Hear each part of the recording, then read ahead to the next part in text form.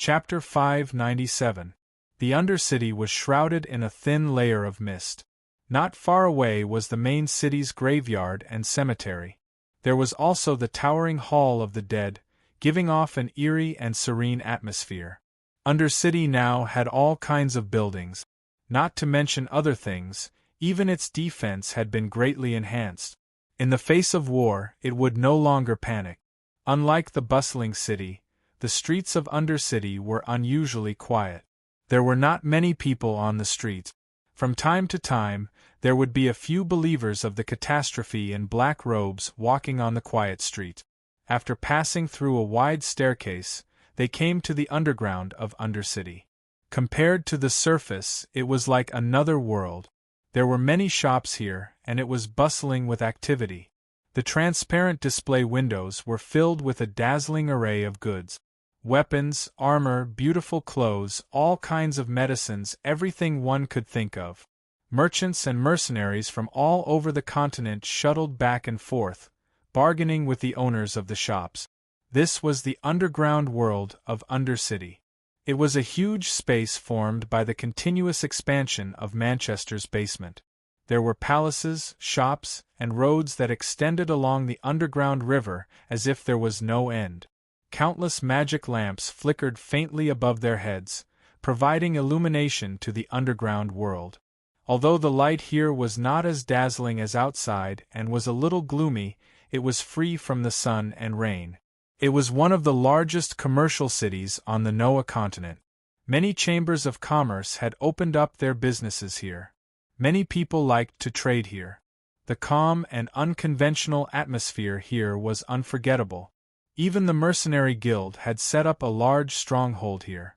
The Mercenary Guild opened a stronghold, not a small station or a tavern. This was enough to prove that the Mercenary Guild valued Undercity. In fact, Undercity had become one of the busiest places in the Noah continent, second only to the Mercenary Guild headquarters. Here, thousands of mercenaries would appear every day and leave hurriedly after receiving a mission. There were many people and money here, so naturally, there were many opportunities. The mercenaries naturally knew how to choose. They swarmed over like sharks smelling blood. In just a few months, Undercity had become one of the busiest cities in the Noah continent. In Undercity, the most profitable business was not the taverns, dance halls, or brothels. It was the shops that sold potions. The shops here sold a special kind of health potion. It was cheap and effective, so it was very popular among the mercenaries. Moreover, this kind of health potion could only be bought in Undercity. Because the supply of health potion could not meet the demand, it was not available to other cities for the time being. It was said that several large merchant guilds were fighting over the right to sell the health potion. Fatty Gid had been riding high recently. Ever since the war between the Scourge Church and the Holy See ended, he had risen like a shooting star. Now, not only in Undercity, but also in the entire Noah continent, including World of Warcraft, everyone knew his name. He was the owner of the Calamity Merchant Guild. He took care of all matters related to money in the Scourge Church for Ron. So far, he had been doing a good job, and the Calamity Merchant Guild was making a lot of money every day. This was because the fatty had the right to sell two potions. One was health potion, and the other was stamina potion. Whether it was a large merchant guild, a country, or a mercenary group, they all had to buy these two potions from him. Even magical beasts were no exception. Even some magical beasts in the sacred domain had to show a flattering smile when facing this fatty who was only at the level of a novice. Everyone knew that this fatty was the brother of the young master of the Scourge Church, Ron. He was one of the people Ron trusted the most. Ever since they defeated the Holy See, the Scourge Church was no longer the same as before. All the forces in the Noah continent looked at the Scourge Church in a new light. Naturally, the fatty's status rose as well. No matter how weak he was, there were still people who gave him face. At this moment, the fatty was in his office, discussing some business with the patriarch of a family from the kingdom of magical beasts. The Iron Bull family of magical beasts. Every member of the family was tall and muscular. Even if they transformed into human form, they were still very tall and sturdy. What? A single bottle of health potion costs 1,380 gold coins? The patriarch of the Iron Bull family opened his eyes wide. He was sitting on a chair. When he heard the price, he almost jumped up. F***ck, so expensive? He had come to Undercity on behalf of the Iron Bull family to purchase health potions on a large scale. One bottle would cost 1,380 gold coins, 100 bottles would cost 130,000 gold coins, and 1,000 bottles would cost. Their family's purchase was too large. Adding it all up, it wasn't a small amount. Although they could afford it, the patriarch of the Iron Bull family still felt the pinch. Is it expensive? Fatty, who was sitting on a spacious sofa, stretched lazily. He hugged a beautiful girl next to him, his lecherous hand constantly moving up and down her breasts as he slowly said, "Please, this is already a friendly price. If it weren't for the fact that you were introduced by Queen Latte of the Kingdom of Molan, I wouldn't waste my breath on you. Go to the shops outside and take a look. How high are the prices of health potions?" The patriarch of the Iron Bull family naturally knew what Fatty was talking about. The health potions sold in Undercity's potion shops were 2,300 gold coins per bottle. Moreover, there was a demand but no supply. The health potions in the shops were already sold out before they were even put on the shelf. People outside couldn't buy them at all. They could only wait for some people to put them up for speculation. After all, when adventuring, a health potion was equivalent to a life. Many people cherished their own lives very much. Fatty was very arrogant. Facing the Iron Bull family's patriarch who had the strength of a master, he didn't give him any face. The patriarch was fine, but how could the Iron Bull family, who were used to seeing subservient human faces, endure such humiliation? Their faces instantly changed. Bastard! The Iron Bull clan had always been rude and unreasonable. At this moment, one of them finally exploded. He abruptly slammed his hand on the chair, and the powerful force shattered the wooden chair into pieces with a loud noise. Wood shavings flew everywhere, scaring the beautiful girl next to Fatty so much that her face turned pale. Said the Iron Bull family's expert sinisterly. "Brat, since you know we're from the Iron Bull family of the Kingdom of Magical Beasts, you're still so arrogant. You actually dared to offer such a high price. Are you tired of living?" Hearing this, the room quieted down. The Iron Bull family's expert was the patriarch's brother. At this moment, his face was full of anger. He glared fiercely at the weak human in front of him. The patriarch originally wanted to persuade him, but suddenly, his eyes rolled. A strange smile appeared on his face, and he retreated to the side to watch the show quietly. Intimidation. Blatant intimidation. 7 or 8 Iron Bull family's experts stood up. They unscrupulously released their powerful strength. A faintly discernible pressure permeated the entire room, bringing great pressure to everyone. The beautiful girl was scared to the point of trembling. Her delicate body constantly burrowed into Fatty's arms. Don't be afraid, my baby." Faced with the threat of dozens of master-level and master-level experts, the Fatty who only had the strength of a trainee remained calm. He smiled and gently patted the beautiful girl's back, comforting her in a soft voice. He didn't care about those experts at all. At this moment, Fatty glared and sneered. "Are you trying to intimidate me? You guys aren't qualified. Pay for this chair first, then talk to me." After saying this, he rolled his eyes and ignored those people. While pretending to comfort the beautiful girl, his hands reached into the girl's clothes. He completely ignored those Iron Bull family's expert. You're courting death." Being completely ignored by the other party, the Iron Bull family's expert exploded in anger. Blue veins popped out on his face. He suddenly roared and pounced at Fatty. As the iron tower-like body approached, a whirlwind appeared in the room for no reason. The Iron Bull clan was terrifyingly powerful. With his strength, killing Fatty was as easy as crushing an ant. "Stop!" A shout came. It was the patriarch who stopped him. The patriarch coldly stared at that person. "We're here to buy something, not to kill." Seeing that Fatty couldn't be intimidated, the patriarch immediately came out to smooth things over. At this moment, the patriarch turned to Fatty and smiled. "Your Excellency's courage is admirable. To be honest, I've never seen a human so calm in the face of such a great disparity in strength." Fatty laughed disapprovingly. He had seen many storms. If he couldn't see through this little trick, then he wouldn't be the owner of the Calamity Chamber of Commerce. Moreover, he was born with a fierce spirit. Although he was weak, he wasn't afraid of death. "Nothing," Fatty said indifferently. "I only know that if you make a move today, then don't think of leaving Gloom City. As for the deal."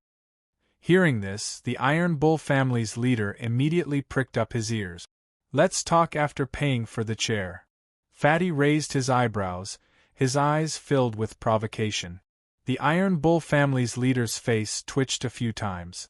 With great difficulty, he suppressed his anger. "How much do you want for my brother's broken chair?" "Not much, just 5,000 gold coins," Fatty said indifferently. "What? 5,000 gold coins? Why don't you rob us?" The Iron Bull family's expert who broke the chair jumped up and roared. "If you want to buy, then buy. If not, scram." Fatty shrugged and said with a smile. "How about, you don't have to pay for the chair. As for the deal, don't even think about it.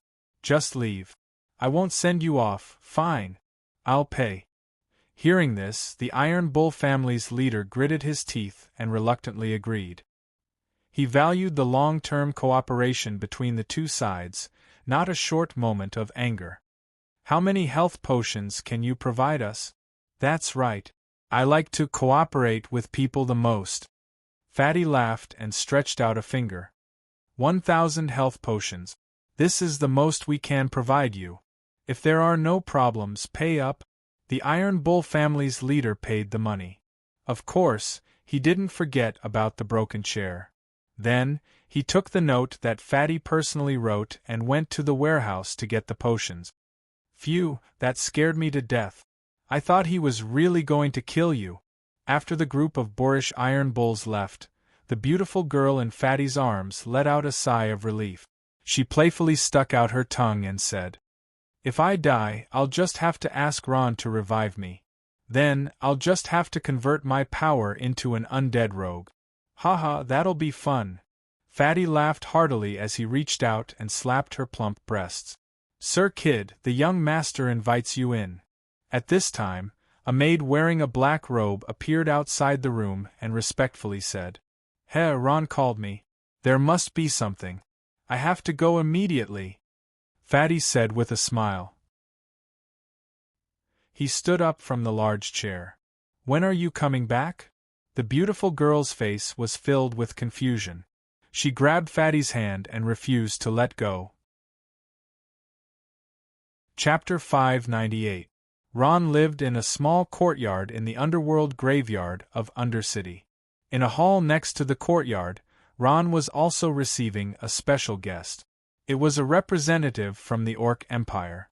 The leader was the holy wizard of the Orc Thorny Flower tribe, Miss Morin.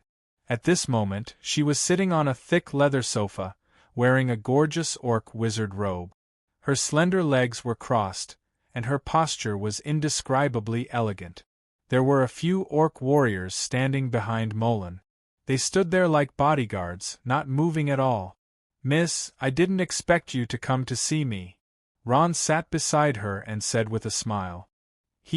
I just established diplomatic relations with the Abia Empire, so I came to visit the Scourge Church on the way," Morin said with a smile. Everyone knew that the Abia Empire was supported by the Scourge Church. With her friendship with Ron, she naturally had to come and visit. Sitting next to Ron was Kadena. At this moment, her beautiful blue hair was tied up high, revealing her snow-white neck. She was wearing a loose long dress that draped down to her ankles. Her smooth jade-like shoulders were unbearable to look at. At this moment, Kadena was wearing a standard upper-class dress. She was very beautiful. Not only the human men, but even the orc men were shocked by Kadena's beauty. Death Knight Shea stood behind Ron like an iron tower. Her eyes were tightly closed, as if she was resting. Her elegant white hair, pale face, and strong death aura made her look even more demonic. A powerful warrior of the sacred domain. The orc warrior behind Molan came to this conclusion. Immediately, he started to respect this nervous-looking knight. As the princess of the kingdom of Doro, Kadena naturally knew Miss Morin of the Orc Empire. Although she was not the princess of the Orc Empire, her status was higher than that. She was also representing the Orc Empire to visit Abia. "Greetings, Miss Morin." Kadena lifted her long dress with both hands and slightly bent her right knee, making a standard aristocratic bow. "Princess Kadena is getting more and more beautiful." Morin smiled and returned the bow. She looked at Kadena, who was wearing an upper-class dress, and her face couldn't help but turn gloomy. She then said with a forced smile, "Ron, the Orc Empire didn't give you any explicit support in the war with the Holy See. You won't blame me, right?" "Why would I?" Ron smiled. "I've always been grateful to Miss Morin for the help you gave me in the Orc Empire." Although Ron spoke sincerely, Morin could hear the hidden meaning in his words. He was grateful for her help, but was dissatisfied with her grandfather, the Orc Empire's god of war Jia. "I'm sorry," Morin said softly, her face full of apology. "I think grandfather had no choice. After all, he had to consider the interests of the Orc Empire." "I understand." Ron nodded.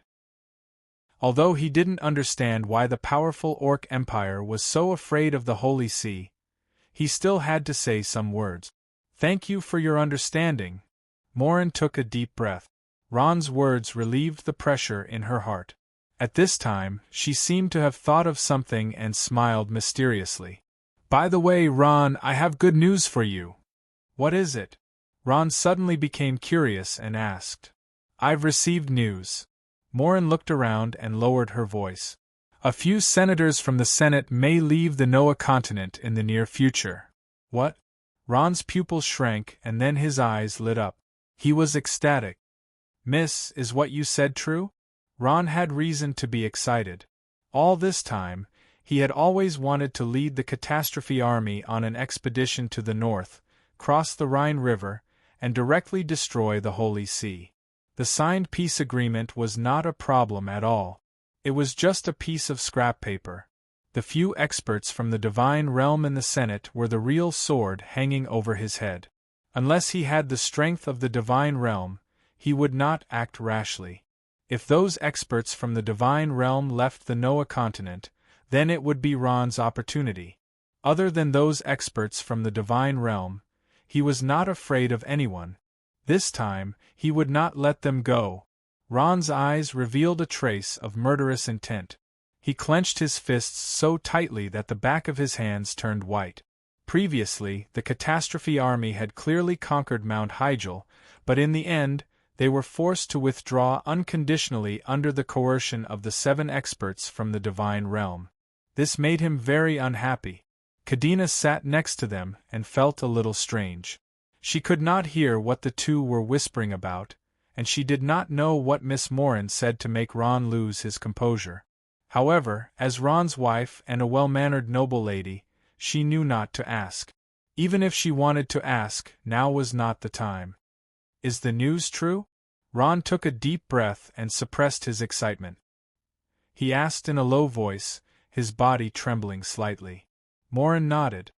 "I heard it from grandfather. It should be true. The previous mission failed.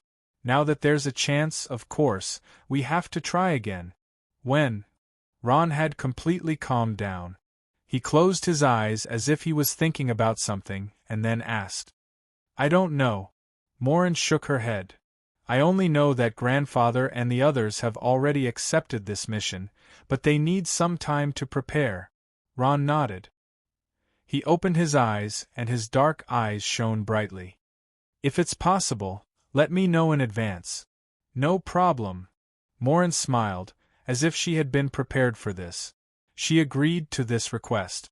At this time, Fatty walked in along the corridor of the hall and greeted everyone with a smile. Ron stood up with a smile. "Let me introduce you. This is the representative of the Orc Empire, Miss Morin. This is my brother, Gid. I know." Morin smiled. "He's the owner of the Catastrophe Chamber of Commerce. Although I've never met him, I've heard of his name many times. Nice to meet you, Miss Morin." Fatty smiled and bowed, winking at Ron. Every time Ron introduced Fatty to others, he would say that he was his brother. This showed how important Fatty was in Ron's heart. "Young master, you're looking for me?" Fatty glanced at Morin and asked Ron with a smile. "That's right." Ron smiled and nodded. He paused for a moment. "It's like this. Prepare 10,000 bottles of health potions for me. This is a meeting gift for Miss Morin." "What? 10,000 bottles?" Everyone was shocked when they heard this number. Miss Morin gasped. She had indeed come to Undercity to buy some health potions to bring back. Now, there were rumors everywhere that the Scourge Church's health potions were very useful. The original seller of health potions, the Nayan family, had been destroyed. There was no other place to buy them. Miss Morin knew the price of health potions. When her follower asked around in Undercity, she found out that the price of health potions had skyrocketed. 10,000 bottles of health potions was not a small number. Moreover, it was impossible to buy them now even if you had the money. Giving away 10,000 bottles of health potions so casually was worth tens of millions of gold coins. Even in the Orc Empire, it was a huge fortune. Morin was shocked by Ron's generosity. In this regard, Ron had his own considerations. Compared to the information that Morin had brought to him, 10,000 bottles of health potions were nothing. If Morin could provide him with information about the strong people in the Divine Realm, he could find a chance to destroy the Holy See. So what if she gave him another 10,000 bottles? "No, Ron, this gift is too valuable. I can't accept it." Morin stood up and refused. She paused. "But our Orc Empire does need a lot of health potions. How about this, Ron? Sell them to me at market price. How about that?" Miss, you're treating me like an outsider." Ron laughed and pulled Morin back to sit down. "With our friendship, can you not mention the word gold coins?" "Thank you." Morin hesitated for a moment, but still accepted the gift. He actually gave away 10,000 bottles in one go? Hearing all this, Hans could not help but feel a pang of pain. He had just risked his life to bargain with the magical beasts for 1,000 bottles of health potions. Now, in the blink of an eye, Ron had given away 10,000 bottles without even batting an eye. "Okay. I'll go prepare it right away." Hans nodded and agreed. He was a smart person and knew that some things should not be asked. He only needed to do as he was told. At this time, someone came in to report that the Dean of the Roland Empire's Balarax Academy, Lord Platz, had come to visit. "Dean Platz is here?" When Ron heard that Dean Platz had arrived, he could not help but be surprised. His eyebrows relaxed and his face immediately became serious. "Quickly, invite him in." Morin also knew that she should leave. She politely said goodbye to Ron. Ron did not ask her to stay and let Kadena send her out. Morin walked to the door of the hall and paused for a moment before turning back. "Right, my grandfather asked me to pass on a message to you. Be careful of the Holy See." After saying this, Morin smiled and bowed slightly to bid farewell. "Be careful of the Holy See?" After Morin left, Ron carefully digested Morin's words and felt that there was a deeper meaning. The message was passed on through the Lord of Strength, but what did it mean? The Holy See clearly did not have much strength left to worry about. Ron could not understand and fell into deep thought. As he was pondering, an old man with a white beard walked in with a smile under the guidance of an attendant from the Scourge Church. Ron, long time no see. Dean Platz, please have a seat." Now that Ron's strength had reached the sacred domain, He had the qualifications to sit on the same level as Dean Platts. He extended his hand and made an inviting gesture as he spoke in a manner that was neither servile nor overbearing. "Ron, looks like your strength has increased again." Platts sat down and looked at Ron from head to toe with a smile. His eyes were very sharp. He could see that Ron's strength had increased qualitatively compared to the last war. At this moment, he was like an unsheathed sword, cold and threatening. "Dean, you flatter me." Ron smiled and said, "Dean Platts." Kadena bowed elegantly. As a former student of the Balarax Academy, she had great respect for Dean Platts. "Long time no see, Kadena." Platts smiled and nodded.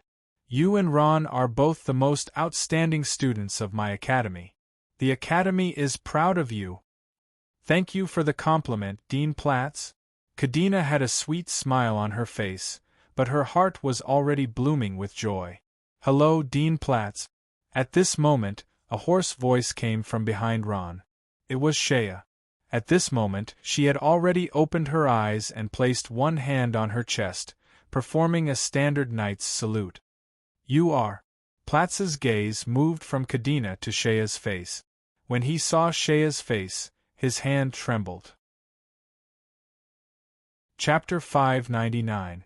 What was going on? Wasn't Shea already dead? When Shea was killed that day, Platts was also present and felt sorry for Shea's death. But now, Shea was here, perfectly fine. Apart from some changes in her appearance, she was undoubtedly Shea. This fact shocked Platts. "I am Shea, Death Knight Shea." Shea's eyes narrowed slightly as she answered. After Ron's explanation, Platts understood the whole story. He smiled and said, "No matter what, Shea, it's great that you're alive." Shea nodded slightly and took a step back. She quietly retreated to the side without saying a word. Ron and Platts exchanged some pleasantries before sitting down. Ron smiled and asked, "Dean Platts, you came specially. Is there something you need?" "There is indeed something I need." Platts nodded and said sincerely, "I won't hide it from you, Ron. I do have something I need your help with." "Please speak, Sir Dean." Ron knew that Platts would not visit him without a reason. It was just that they had helped him a lot. If there was a chance, Ron was willing to repay them. Platts smiled. "It might not be appropriate to call it help. Strictly speaking, it should be called cooperation." He paused and said, "Ron, do you know about plane missions?" "Plane missions?" Ron's heart skipped a beat. Could it be that the Divine Realm experts of the Senate left the Noah continent to go on a plane mission? "That's right." Platts smiled and nodded. "But our mission is different from theirs. With our strength, we can't complete the mission of those Divine Realm experts. What we can do is a mission that can be completed with the strength of the sacred domain." "So you want to invite me? To complete this mission together?" Ron was stunned. "Not bad." Platts nodded and smiled. "The mission is in another dimension, and it's quite difficult. We need help. Ron, you're someone we can trust. The key is that you're strong enough to work with us." Hearing Platts's request, Ron couldn't help but hesitate. Going to another plane to do a mission meant leaving the Noah continent and the Scourge Church. He was a little worried. However, on second thought, the Scourge Church was currently in a safe period. As long as the Divine Realm powerhouses of the Noah continent's parliament were present, the peace treaty would definitely not be a useless piece of paper. In addition, Platts and the other three had helped him many times in times of danger. Now that he had asked, Ron couldn't refuse. "All right, I can go with you." Ron thought about it again and finally agreed. "That's great." Seeing that Ron had agreed, Platts's eyes lit up. He smiled and said, "The reward for this mission is very high. Don't worry, Ron, we won't let you help us for free. After the mission is completed, you'll have a share." Ron smiled. This time, he was going with Platts to another dimension to carry out the mission purely to help, not for the reward. Of course, he didn't know how shocking the reward for a plane mission was. "Then it's a deal." Platts smiled and stood up. In 7 days, we'll meet at the Undercity. We'll set off together then. Happy working together. Happy working together. Ron reached out and high-fived Pratt. This meant that the agreement was reached, and there was no going back on it. Carrying out a mission in another dimension was full of difficulties and dangers. Generally speaking, they had to make sufficient preparations.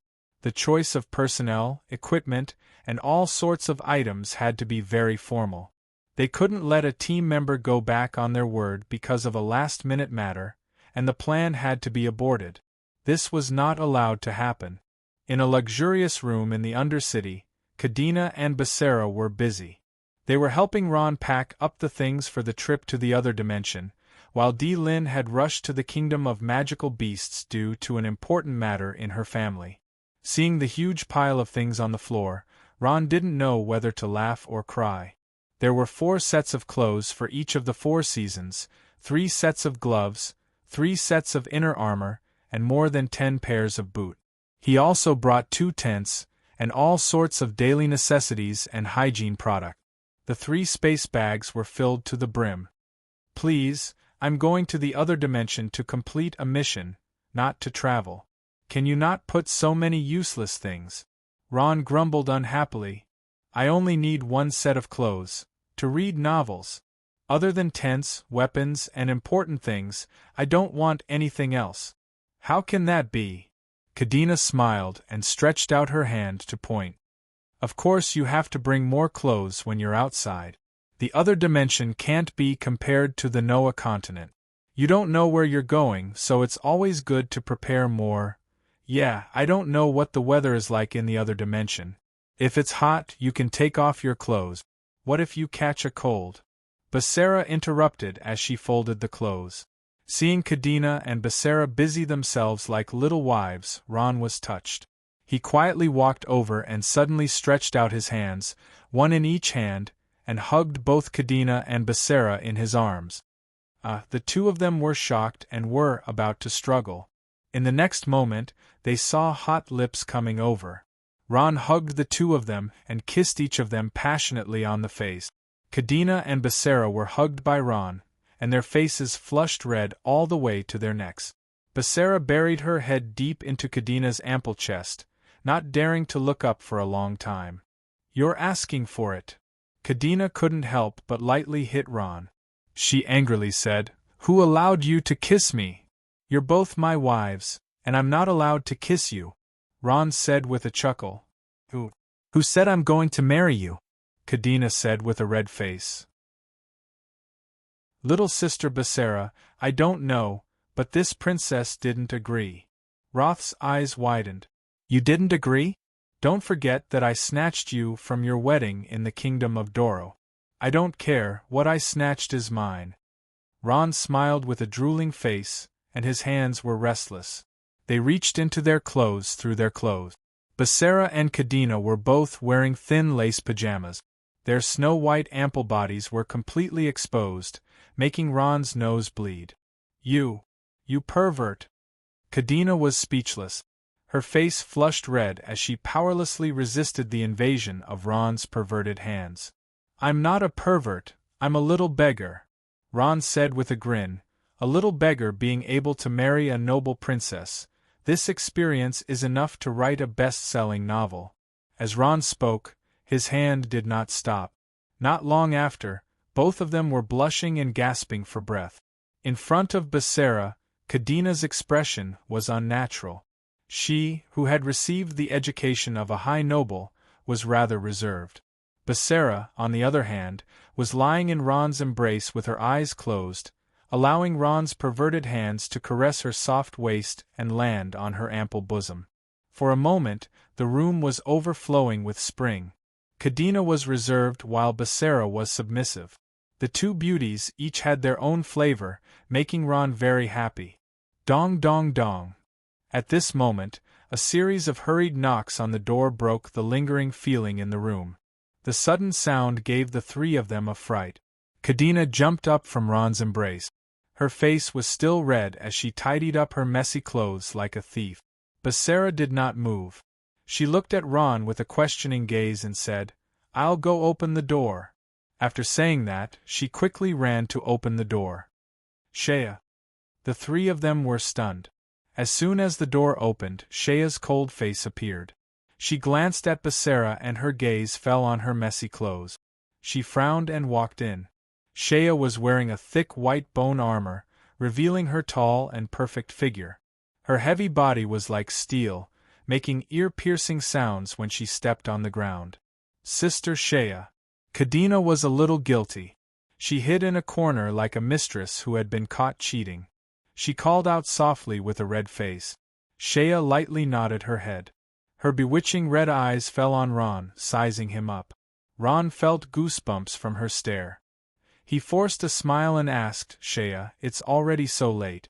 What's the matter? At this moment, Shea opened her mouth. I want to go for the mission in 7 days. This. Ron did not expect Shea to make such a request. He was stunned for a moment. Looking at Ron's expression, Shea frowned and slowly said, Don't forget, Ron. I'm your guardian knight. My responsibility is to protect your safety.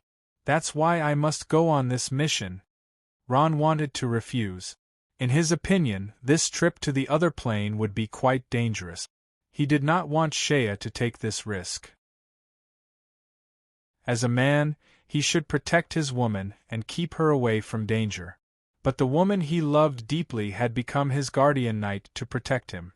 All this made Ron feel very ironic. What? I can't?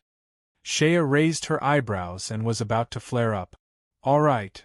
Seeing that Shea was about to fly into a rage, Ron immediately nodded his head and agreed. 7 days later, I'll bring you with me to the mission in the other plane. Shea's face showed a trace of a smile. Even in the form of a death knight, it could not hide her peerless beauty. On her snow-white face there was a bewitching taste. Ron could not help but stare blankly at her. In just a moment, Shea's face restrained itself and returned to its original cold expression. She lightly said, Then it's settled. 7 days later, I'll leave with you. After saying that, she ignored the others and left the room with her heavy body without looking back. The three of them looked at each other, their eyes full of helplessness. After the resurrection, Shea's temperament had changed greatly.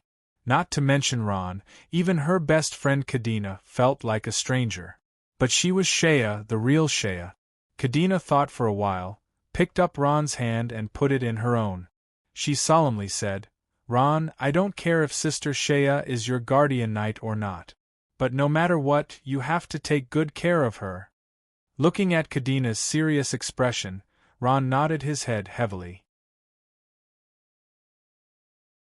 Chapter 600. 7 days later, in front of the Undercity mercenary base, it was unusually lively. Ron saw Prats, Montego, and Hill in a lounge nearby. The 3 deans of the Roland Empire were all here. Behind them were 3 people that Ron didn't recognize. One of them was actually an orc. The lounge had a clean and tidy sofa that was a few meters long. The floor was covered with a thick carpet for VIPs to enjoy. Ron was sitting on the sofa, leisurely sipping a green drink. When he saw Prats and the others enter, he immediately stood up with a smile. Good morning, Ron. Hill greeted with a smile as soon as he saw Ron. Dean Prats, Dean Montego, Dean Hill. Ron smiled and bowed slightly. His gaze fell on the faces of the 3 people behind Pratt. He hesitated for a moment before saying, These 3 are… Haha, let me introduce you. Pratt smiled and introduced them one by one. This is a priest, Dora. What? Ron was stunned. His expression froze as he furrowed his brows and asked tentatively, Holy See? The priest called Dora was a young woman in her 30s. She wore a pure white robe and her hair was short and neat. She bowed to Ron and said with a smile, I'm Priest Dora, but I'm not related to the Holy See. Ron relaxed after hearing this. Even though he agreed to do a mission with Prats and the others, that didn't mean he would cooperate with the Holy See. If this young woman in front of him was a priest from the Holy See, he would definitely leave in a huff. However, there were many priests in the Noah continent. Not all of them were related to the Holy See, but there were definitely very few priests. Prats laughed. Hee, Ron, we don't have a good relationship with the Holy See. We won't invite anyone from the Holy See, so don't worry. He then extended his hand and smiled. This is the holy sorcerer from the Orc Empire, Mor. Mor was that orc. He was wearing a colorful wizard robe. He was tall, but he had no muscles. He looked like a bamboo pole. Like all male orcs, Mor was extremely ugly. He had a hooked nose, a green face, and fangs. There were all kinds of accessories hanging from his ears, making him look ferocious and ferocious. Holy wizard? Ron's heart skipped a beat. Wasn't this profession the same as Miss Morin's? Could it be that he was also from Miss Morin's family? As if he saw through Ron's thoughts, the holy sorcerer called Morin smiled. I heard Morin mention you before. She said you're quite strong. You flatter me. Ron smiled and asked, could it be that you're also from Miss Morin's family? According to seniority, Morin should call me uncle, Mor said with a smile. Ron nodded. His gaze fell on the last young woman. This young woman was quite young. She had a head of fiery red hair and a beautiful face. However, she was as cold as frost. She was like an unsheathed sword. She was very arrogant and ignored Ron. Mill, the fire sword Saint Mill. Prats introduced with a smile. This female sword saint is a sword genius. She has the strength of the sacred domain at the age of 28. Although she doesn't have a domain yet, she is one of the best among the younger generation in the Roland Empire. Mill glanced at Ron and nodded. She said plainly, you must be Ron. I heard you are also a genius. You have the strength of the sacred domain at the age of 20. If you have time, you must learn from me. Everyone frowned when they heard this. This woman was too insensible. Who would challenge someone as soon as they arrived? Sure. Compared to Mill, Ron was much more cultured. He smiled disapprovingly. Let me introduce myself. I am Ron, a necromancer. This is Shea, a death knight. After Ron finished his introduction, Prats was stunned. What, Shea is going too? Is there a problem? Ron asked curiously. Prats and the others looked at each other, their eyes showing that they were in a difficult position. Mill sneered and said in a high-pitched voice, missions in other planes are extremely dangerous. Do you think anyone can go? Without the strength of the sacred domain, you are just going to die. This, Ron, right? Can't you see that we are all sacred domain powerhouses? Prats's face also became serious. Ron, I suggest you reconsider. If you are not a sacred domain powerhouse, you will be a burden in the mission. In serious cases, you may even endanger the lives of the team. Montego also said, Ron, the reason why we are looking for you is because we value your strength in the sacred domain. You should think about it carefully. If you insist, we will disqualify you. Faced with all kinds of accusations from the team, Ron smiled. Dean Prats, Shea is a sacred domain powerhouse. What? Shea is a sacred domain powerhouse? Prats and the others opened their eyes wide in shock. Did I hear wrongly? Didn't Shea just reach the Master Realm? She actually reached the Saint level as well? Mill's gaze froze as she stared at the face that was even younger than her. She coldly said, she is a sacred domain powerhouse? She looks very young. Ron, you must take responsibility for your words. Shea finally couldn't bear it any longer. She took a step forward and instantly released a powerful and cold aura. At the same time, she suddenly pulled out her sword and pointed at Millie, saying with a sneer, I have endured you for a long time. Why don't we have a match first? A sacred domain powerhouse? Pratt said in shock. Once the powerful aura was released, it immediately dispelled everyone's doubts. Although she was using soul energy from the aura she released, she was a genuine sacred domain powerhouse. I hate it when people point their swords at me. Put away your sword, or you will regret it. Faced with Shea's threat, Mill's expression turned cold as she spoke. There was a faint flame in her eyes that flickered with a powerful fighting spirit. "Stop, Mill! Stop, Shea!" Ron pressed down on her hand and forced Shea's sword down. "Put away your sword, or don't follow me." "Humph!" Shea snorted and unwillingly put away her sword. She coldly said, "If it wasn't for Master stopping me today, you wouldn't be standing here alive." "You think I'm afraid of you?" Fire Sword Saint Mill sneered and taunted. "All right, stop arguing." Pratt's expression changed as he coldly scolded, "We are all teammates. Don't let this affect our unity." "Humph!" Mill and Shea snorted at the same time and turned their heads away. Ron was delighted. "So, Dean Prats, you agree to let Shea join the team?" "It's just that with her strength in the sacred domain, of course," Prats said with a smile. "That's great. Thank you, Dean Prats," Ron said. Hee, alright. Prats, your academy is pretty good.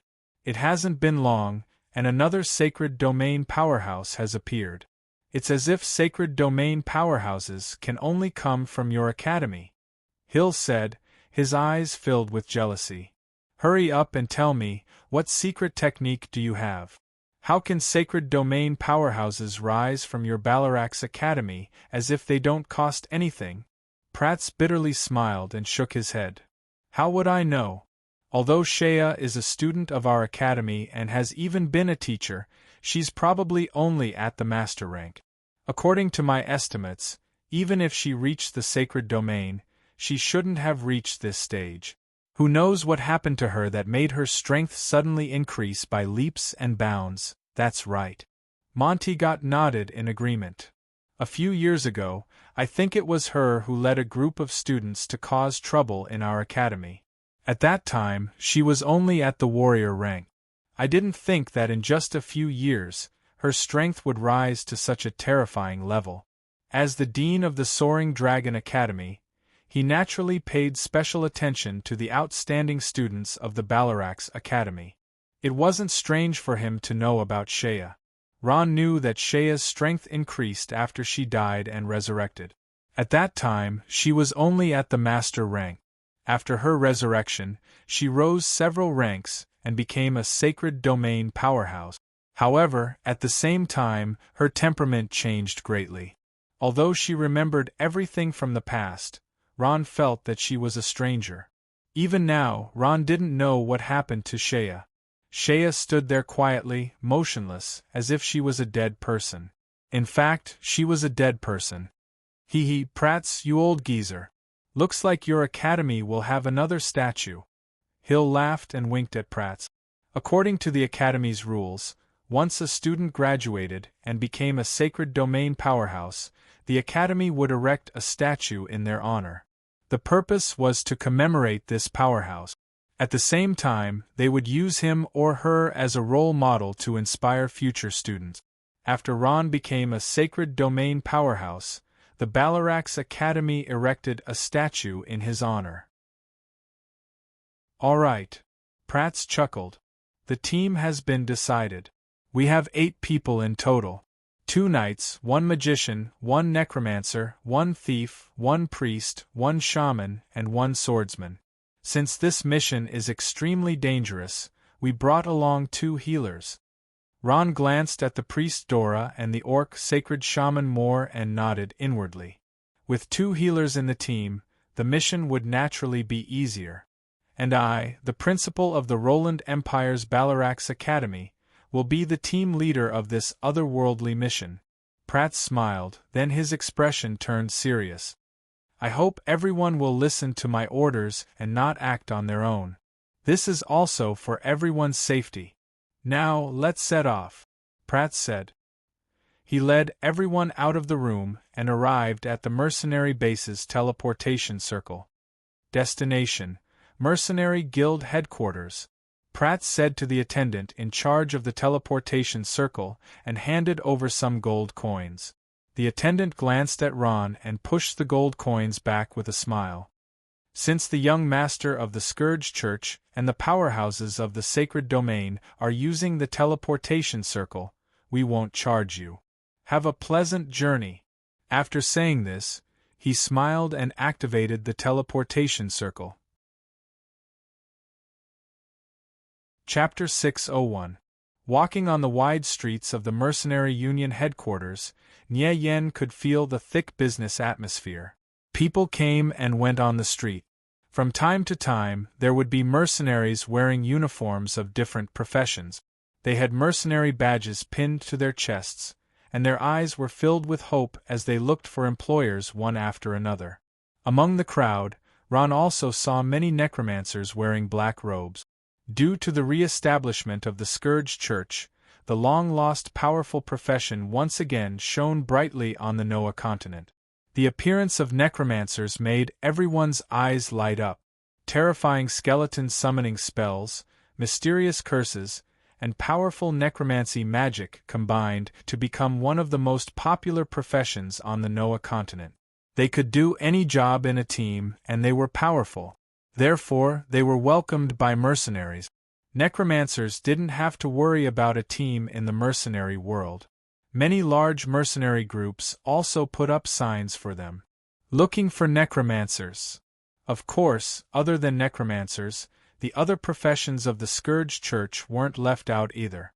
For example, necromancers who could summon corpses to do battle, Death Knights who had powerful defensive abilities and evil auras, undead assassins who could appear and disappear like ghosts, necromancers who could heal injuries, and so on. These professions were slightly inferior to necromancers, but their power and mystery made them one of the most popular candidates. These powerful necromancers were all students of the Calamity Academy. Although they weren't very old and weren't very strong, many of them had already displayed their extremely high talent in necromancy magic. Ron stared at these faces that were even younger than him and sighed from the bottom of his heart. He seemed to see seeds growing, taking root and sprouting. One day they would all grow into towering trees. At this time, some of them saw Ron, who was following behind a group of sacred domain experts. They were stunned for a moment before solemnly bowing. Ron nodded lightly in return. Not long after, Ron and Shea followed Platts and the others to a special place. "Hello, we would like to request interplanar teleportation." On the long counter, Platts said to a staff member of the Mercenary Union. "Interplanar teleportation. Have you accepted the interplanar mission?" The Mercenary Union's staff member was a middle-aged man. He was wearing a brown uniform with the Mercenary Union's logo. It was impossible to tell his occupation.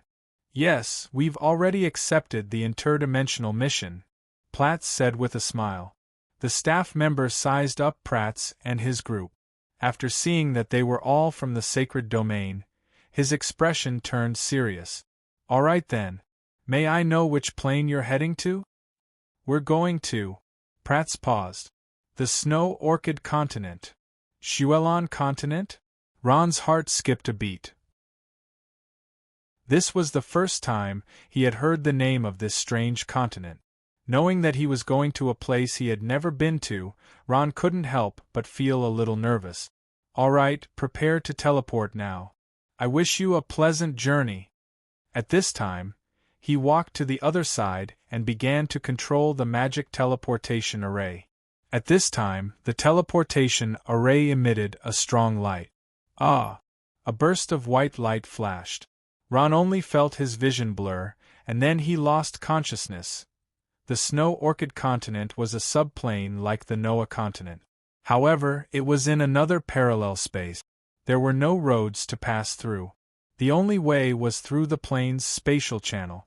Pring! With a sound, Ron only felt his body tremble. Then, he was in an unfamiliar place. It was an unfamiliar room. Behind them was a huge teleportation array. It was exactly the same as the one in the Noah continent. "We're here." Ron was shocked. "Welcome to the Snow Orchid Continent." At this time, a pleasant female voice was heard. A tall woman walked over leisurely.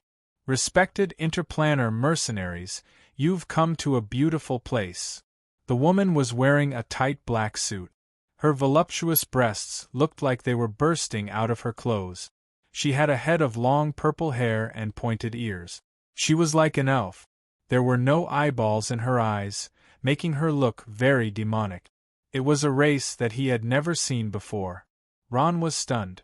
As if she had seen through everyone's thoughts, the woman smiled and introduced herself. I'm Sophia of the Dark Elf race. I'm also the receptionist of the Snow Orchid Continent's Mercenary Guild. How can I help you? The Dark Elf race was the legendary Dark Elf race.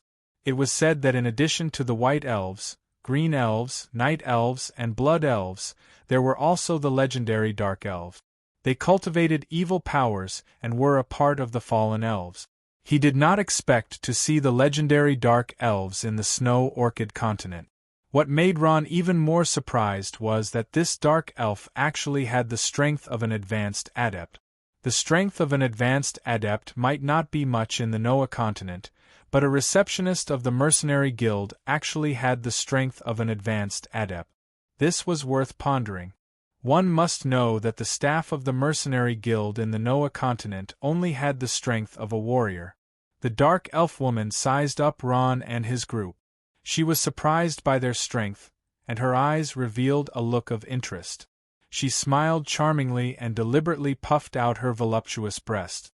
Respected masters of the sacred domain, Sophia is honored to serve you. How can I help you? Dark Elf Sophia's body was full of temptation, and she successfully attracted the attention of the adult males in the team. However, this beauty was futile to Platz. He smiled and said, "Thank you, but there's no need for that." "All right, masters, this way please," Sophia said resentfully. She extended her hand and gestured for them to follow her. To Sophia, who only had the strength of an adept, it was a rare opportunity to serve the masters of the sacred domain. The benefits were self-evident. Sophia politely sent Platz and his group to the square in front of the Mercenary Guild before bowing and leaving. Standing in the huge square, Ron opened his eyes wide and looked at the scene in front of him in disbelief. The huge building was like a majestic palace. In the huge square, there were dozens of statues of all kinds. Every statue was terrifyingly huge. Compared to himself, Ron felt as if he had entered a kingdom of giants. People. What entered his eyes were densely packed with people. There were millions of them. Ron even suspected that these millions of people were just the tip of the iceberg. Looking around, Ron discovered many races that he had never seen before.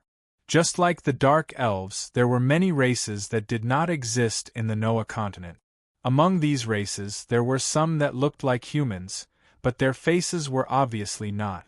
The aura they emitted was extremely powerful, and some that Ron had never seen before. There were some races that looked like magical beasts.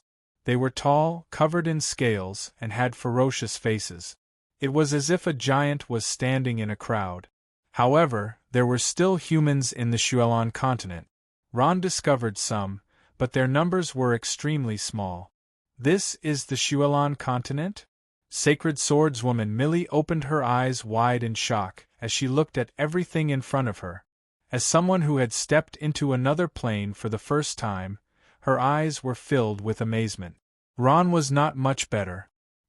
He stared at the crowd in front of him. He felt as if he was a country bumpkin entering a city. He could not get enough of it. That's right, this is the Shuelon continent. Platz smiled and nodded. At this time, he looked at the crowd and put on a serious expression. Although the Shuelon continent is a secondary plane like the Noah continent, it is much bigger than the Noah continent. If the Shuelon continent is a city, then our Noah continent is like a countryside, Platz said with a self-deprecating laugh. Ron did not laugh. His gaze swept across the unfamiliar races one by one, and his eyes showed a serious expression. None of the people and races here were simple. Their strength was not lower than master rank. Basically, they were all master rank and above. As for the powerhouses of the sacred domain, there were even a few that were as strong as god rank powerhouses. Among them, Ron felt a great pressure. Platz paused for a moment and his gaze swept across the crowd. I hope that everyone will be more careful when doing missions in the Shuelon continent. This place is not like the Noah continent. With our strength, we are considered to be people in the Noah continent. But here, the so-called powerhouses of the sacred domain are just ordinary, Platts said slowly, his tone solemn. When the crowd heard this, their hearts trembled. Even the most arrogant sacred swordswoman, Mill, stopped looking down on Platts. Indeed, in this place where powerhouses were as common as clouds, her so-called sacred domain powerhouse was not that outstanding. At this time, a voice attracted Ron's attention. Come on, take a look. Fresh exotic beast materials, forged armor, boots, and other materials, all for only 5 black crystal coins. Selling the sacred tool, Anthem of Ice, for only 50 black crystal coins. Buy it quickly. Selling a large bottle of full recovery potion, freshly concocted. The price is negotiable. In another corner of the Mercenary Union headquarters on the Shuelon continent, countless merchants were shouting loudly. In front of them was a cloth that was filled with goods. There were materials from exotic beasts, potions, weapons, armors, and so on. Ron's eyes were dazzled by the sight of it. Don't buy anything here. The things here are more expensive, and only black crystal coins are used for transactions.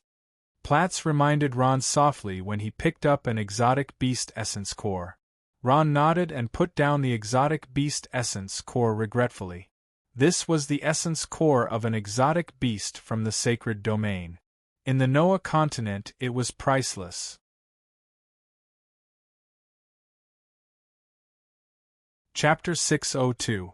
Asterisk whoosh, asterisk a long scroll unfurled. Platts held the scroll in his hands, put on his reading glasses, and looked at it carefully. WW. This was a mission scroll. It looked like a map with the location of the mission and the target's location marked on it. Ron curiously moved closer and saw the crisscrossing lines on the scroll. It was a dazzling sight. Ron stared at the map for a long time, but unfortunately, he couldn't understand anything. It's in this direction. Platts raised his head and looked to the east. He narrowed his eyes and pointed into the distance, saying, The location of our mission is about 3,000 kilometers from here. 3,000 kilometers wasn't far, but it wasn't near either. 4 sacred domain experts who could fly, 2 or 3 days was more than enough time. What's the mission about? Ron asked curiously. The mission is very simple. Platts smiled. There's a place called Moon Lake 3,000 kilometers away. Pick up moonstones. About 30 moonstones can be exchanged for 1 black crystal coin. 30 moonstones can be exchanged for 1 black crystal coin? Everyone smiled when they heard that. Black crystal coins were actually that easy to obtain? Montego's eyes shone. That means if we can pick up thousands or tens of thousands of moonstones, wouldn't we be rich? Of course. Platts put away the scroll with a chuckle. If not for Lord Noah, why would he say that he would give us benefits? Benefits from Lord Noah? Ron stared blankly for a moment before asking. Of course. Do you think that just anyone can accept such a low-risk, high-reward planar mission? Platts smiled. It was only through Lord Noah's recommendation that we were able to accept such a high-reward mission. As long as we collect enough moonstones, we can exchange them for black crystal coins at the Mercenary Union. If the mission goes smoothly, each of us will receive several dozen black crystal coins. The young female priest called Dora said with a chuckle, If that's the case, I'll be able to buy a sacred artifact weapon for priests. Dora had always wanted a sacred level weapon, but now she was only using a dark gold weapon. No matter how good a dark gold weapon was, it couldn't compare to a sacred level weapon. It was no wonder that the experts of the sacred domain would fight over a sacred level weapon. In order to purchase sacred artifacts, Dora had been participating in all sorts of missions. Unfortunately, she never had enough black crystal coins. On the Noah continent, there were simply too few channels to obtain black crystal coins. Only the black market could provide black crystal coins. Unfortunately, black crystal coins were basically unavailable on the black market. Other than the black market, there was another way, which was to accept missions from other planes. However, the dangers of the other planes made many people in the sacred domain shrink back. Many people in the sacred domain even lost their lives while carrying out missions in the other planes. Just as Pratt said, they were still some people in the Noah continent, but in the other planes, they were nothing. Is it really that simple? Ron muttered to himself. He had a vague feeling that something was wrong. In a place like the Shuelon continent, where there were so many strong people, the strong people of the sacred domain were too insignificant. In an ordinary hotel room, Ron sat quietly on the bed. Around him, small black dots of light quietly floated, and a thin layer of mist drifted away like the wind. After traveling for 2 days, Ron and the others stayed in a small hotel along the way. Even the strong people of the sacred domain would feel tired after flying for a day. After eating dinner, Ron took the opportunity to rest and began to cultivate. The first time he came to the Shuelon continent, Ron was shocked. The Shuelon continent was too big and too vast. The Noah continent could not be compared at all. According to Pratt, even the Shuelon continent was nothing. In the universe, there were countless planes, and planes larger than the Shuelon continent could be found everywhere. The so-called strong people of the sacred domain were just a speck of dust in the universe. No, they were even less than dust. Ron once thought that the strong people of the sacred domain were already standing at the peak. However, when Ron came to the Shuelon continent, a secondary plane that was even more advanced than the Noah continent, he opened his eyes and realized how insignificant his existence was. In the Noah continent, how could he casually meet a strong person of the sacred domain?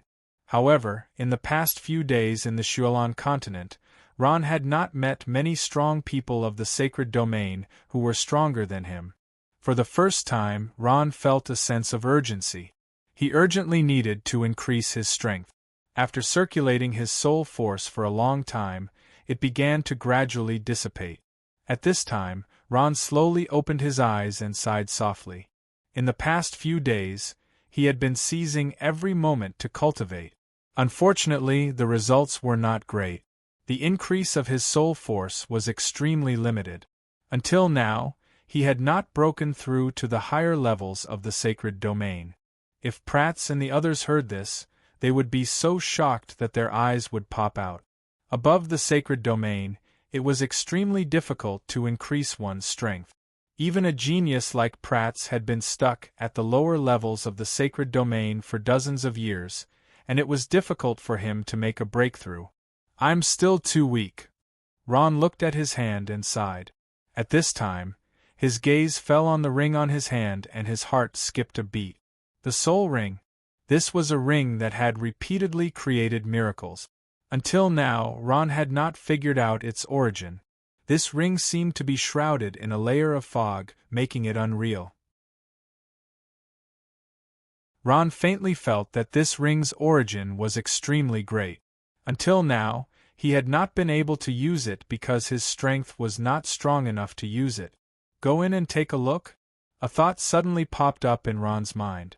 Ron took a deep breath and slowly controlled his mind, slowly seeping into the ring. In the vast sea of consciousness, Ron's soul floated. The endless sea water was Ron's soul force. In the sky, a huge whirlpool was constantly rotating. This was the channel that connected his soul and the soul ring. Ron's soul slowly entered the whirlpool. Inside the soul ring, there was a vast space. There were piles of white bones everywhere, giving off a gloomy feeling. After passing through the huge white bone castle, Ron stood in front of the tall nameless pagoda. His eyes emitted a strange light. This nameless pagoda was full of mysteries. Ron remembered that he had once obtained great benefits from this nameless pagoda. At that time, his strength had increased. I wonder if I can use this pagoda to increase my strength? Ron's eyelids twitched. He suddenly had a bold idea. However, Ron had another thought. No, Grandpa Homelin said that every trace of strength must come from one's own diligent study and bitter training. The strength obtained through laziness and trickery is not stable. But Ron looked at the nameless pagoda and hesitated. In his mind, it was as if there were two little people fiercely fighting. One urgently wanted to obtain strength through any means, the other wanted to cultivate diligently. In the end, the thirst for strength prevailed. Ron clenched his teeth and slowly extended his hand. He pressed it on a square stone below the nameless pagoda. The square stone was very smooth. It felt like a bone to the touch. Ron felt a familiar throbbing in his heart. However, he was soon disappointed, because nothing happened. Could it be that this pagoda is malfunctioning? Or is it a warning from the soul ring, telling me not to be too greedy and not to obtain this strength through unearned means? The surroundings were very quiet. Ron could even hear the sound of his own heartbeat. In the end, Ron bitterly smiled and withdrew his hand in disappointment. It seemed that in the end, he still had to cultivate by himself to increase his strength. Just as Ron withdrew his hand, a sudden change occurred. At this time, the nameless pagoda in the soul ring suddenly shone brightly. It began to slowly rotate and issued a caw-caw sound. The entire pagoda seemed to be alive. A light cyan light shone from the pagoda's window and projected outwards. The nameless pagoda was activated. An unending stream of soul force overflowed. It was like a stone mill, slowly rotating. Ron's expression changed greatly. His hand pressed on the nameless pagoda. His body couldn't help but tremble. Cold sweat flowed down his face. The nameless pagoda was activated. Not only was his face not happy, it was filled with fear. This time, not only did the nameless pagoda not release any soul force, it absorbed Ron's soul force instead. How could this be? Why would it absorb my power? Ron was shocked. He desperately tried to withdraw his hand, but he felt that his hand was firmly stuck to the nameless pagoda. He couldn't pull it away at all.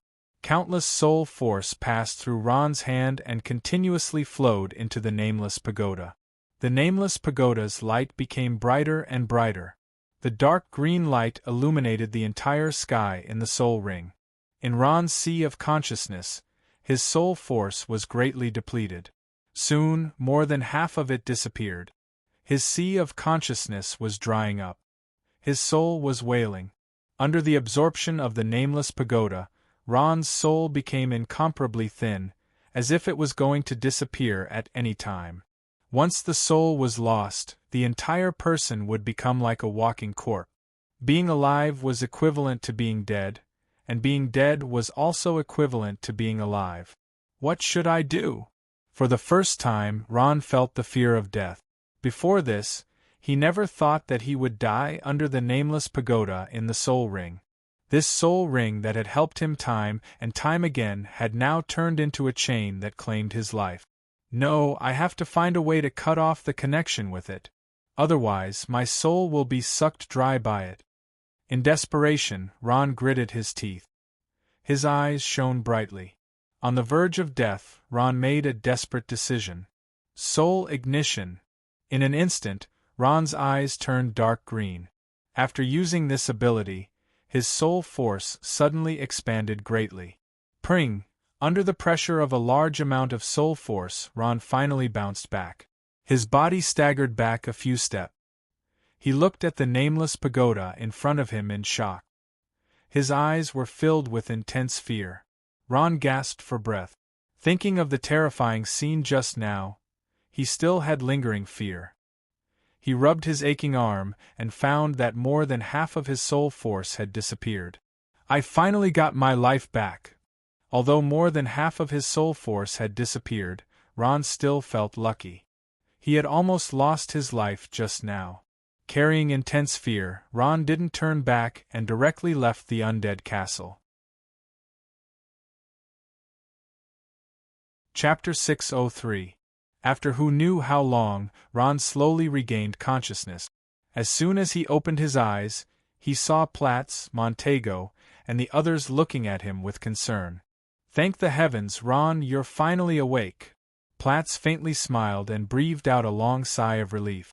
The surrounding team members also revealed expressions of relief. Ron was startled. He crawled out of bed and shook his dizzy head. What happened to me? You were unconscious for a long time, the priest said with a smile. This morning, we saw you still hadn't woken up, so we went to knock on your door. We knocked for a long time, but no one answered. When we came in to take a look, we discovered you were sleeping like the dead. No matter how hard we tried, you wouldn't wake up. We were all scared to death. What happened to you? Ron inwardly cried out in shame. Indeed, something had gone wrong with his cultivation. Otherwise, he wouldn't have woken up so late. He raised his head and looked at the sky outside the window. It was already noon. Are you all right? Hill asked with a frown. He had a feeling Ron's coma wasn't that simple. Ron smiled apologetically. At this moment, he felt extremely dispirited. No matter what he did, he couldn't raise his spirits. It was as if he had just suffered from a serious illness. Sorry, I had a small problem with my cultivation last night. I'm fine now. Thank you for your hard work. It's good that you're fine. Dora breathed a sigh of relief and faintly smiled. She knew necromancers cultivated the mysterious power of the soul. It was also the easiest for problems to arise. We're fine. The one who had it the hardest was Shea. When she saw you like this, she was so worried she almost cried. She was so busy helping you that she didn't even stop for a moment. Shea? Ron was stunned. Shea actually cared about him? Nye Yan's heart trembled. He gazed at Shea, hoping to catch a glimpse of Shea's long-lost expression of concern. Unfortunately, Ron was quickly disappointed. Shea's expression was still as cold as ever. Her crimson eyes didn't contain the slightest trace of emotion. Since you're fine, then get up. Why are you still lazing around in bed? Do you want me to sympathize with you? Shea glanced at Ron and her face sank. She coldly threw down these words, and with a flick of her snow-white long hair, she ignored Ron and walked out of the door with heavy footsteps. Then, with a bang, she slammed the door shut. Except for Ron, everyone was in a trance. Was the cold guy really the girl who was crying just now? This corpse is really rude, it's simply detestable. The female swordsman, Millie, frowned and snorted coldly, her tone carrying dissatisfaction. Forget it, I'm fine anyway. Ron didn't mind Shea's rudeness. Although the resurrected Shea still had the memories of the previous Shea, her temperament had changed greatly due to the contamination of her soul. Ron was already used to her cold attitude. Since he was fine, he got up and continued on his way. When Ron arrived at the hotel, he found that Shea was already waiting downstairs. She was leaning against a tree. Seeing Ron come down, she nodded faintly and said, "Let's go." Ron nodded. Not long after, the golden wyvern and the abyss skeletal dragon roared and flew into the air. The two wyverns were creatures of the sky. Riding on them was much faster than flying. 4 people sat on each wyvern's back as they flew towards the east. Ron sat on the abyss skeletal dragon's back. Prats, Dora, and Millie sat with him as the wind whistled past their ears. Pratt saw that Ron was a little distracted and hurriedly asked with concern, "Ron, are you okay? Do you want to rest for a while?" Ron forced a smile and said, "I'm fine." After flying for a while, Pratt called out, "We're here." The 2 wyverns disappeared in the air with a swoosh, and the 8 of them slowly descended. Stormwind Forest was a dangerous place in the Shuelon continent. There were deep cliffs everywhere, as sharp as blades. Below them was a huge forest. The huge trees in the forest stunned everyone. Every tree was as big as a small mountain. The smallest tree was as thick as 500 people hugging it. Walking into the forest was like walking into a small ant. On the outskirts of Stormwind Forest, there was a circle of mercenaries. They gathered in groups of 3 to 5 and shouted loudly. This place in the wilderness was like a market. "Come, come, come, take a look. Moonstones for sale. The price is cheap. You can buy them quickly. Elite thief looking for a team. Master thief with top-notch scouting skills. Strong battle power. This team only needs a healer. Healer, come quickly. Destination, Moon Lake. The team is about to depart. This is Moon Lake. Ron was stunned. This is not Moon Lake. This is a place called Stormwind Forest. It's still very far from Moon Lake, Pratt answered. Seeing that Ron did not quite understand, he smiled and explained, Moon Lake is the central area of Stormwind Forest. If we want to go to Moon Lake, we have to enter Stormwind Forest. According to the information I heard from the Mercenary Union, this is the border of Stormwind Forest. It's the closest place to Moon Lake. We'll rest here for a while. We'll go in soon, Montegot said with a smile. Oh. Ron suddenly understood and nodded. Montegot walked to a large rock and sat down. He took out a large bottle from the space bag at his waist and gulped it down. After rushing for half a day, he was very thirsty. Some of the team members took out dry rations and bread, including the beautiful young woman Dora and the female swordsman Millie. They picked up the bread and started eating without caring about their image. There was no trace of their usual reserved manner. As a veteran mercenary, it was quite boring and unnecessary to maintain one's image when adventuring and carrying out missions. Shaya didn't eat anything. She was a corpse, so there was no need to eat. Ron also didn't feel hungry. He sized up the surrounding mercenaries with interest. These mercenaries belonged to different races, and their appearances were also different. Excuse me, are you guys going to enter the Moon Lake? Just as everyone was sitting on the rock to rest, a voice sounded. Ron looked back and saw two humans. They were a man and a woman. One was wearing a magician's costume, while the other was wearing a warrior's costume. The man was handsome, and the woman was beautiful. From their appearance, they seemed to be brother and sister. They asked politely, their eyes constantly looking up and down at everyone, their eyes full of hope. What's the matter? The female swordsman Millie asked.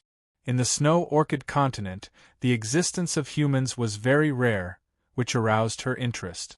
When the man saw that someone was paying attention to him, his eyes lit up. He bowed deeply to Millie and revealed a handsome smile. Sorry to disturb you guys. If you want to enter the Moon Lake and need manpower, you can consider us brother and sister. One of us is a warrior and the other is a magician.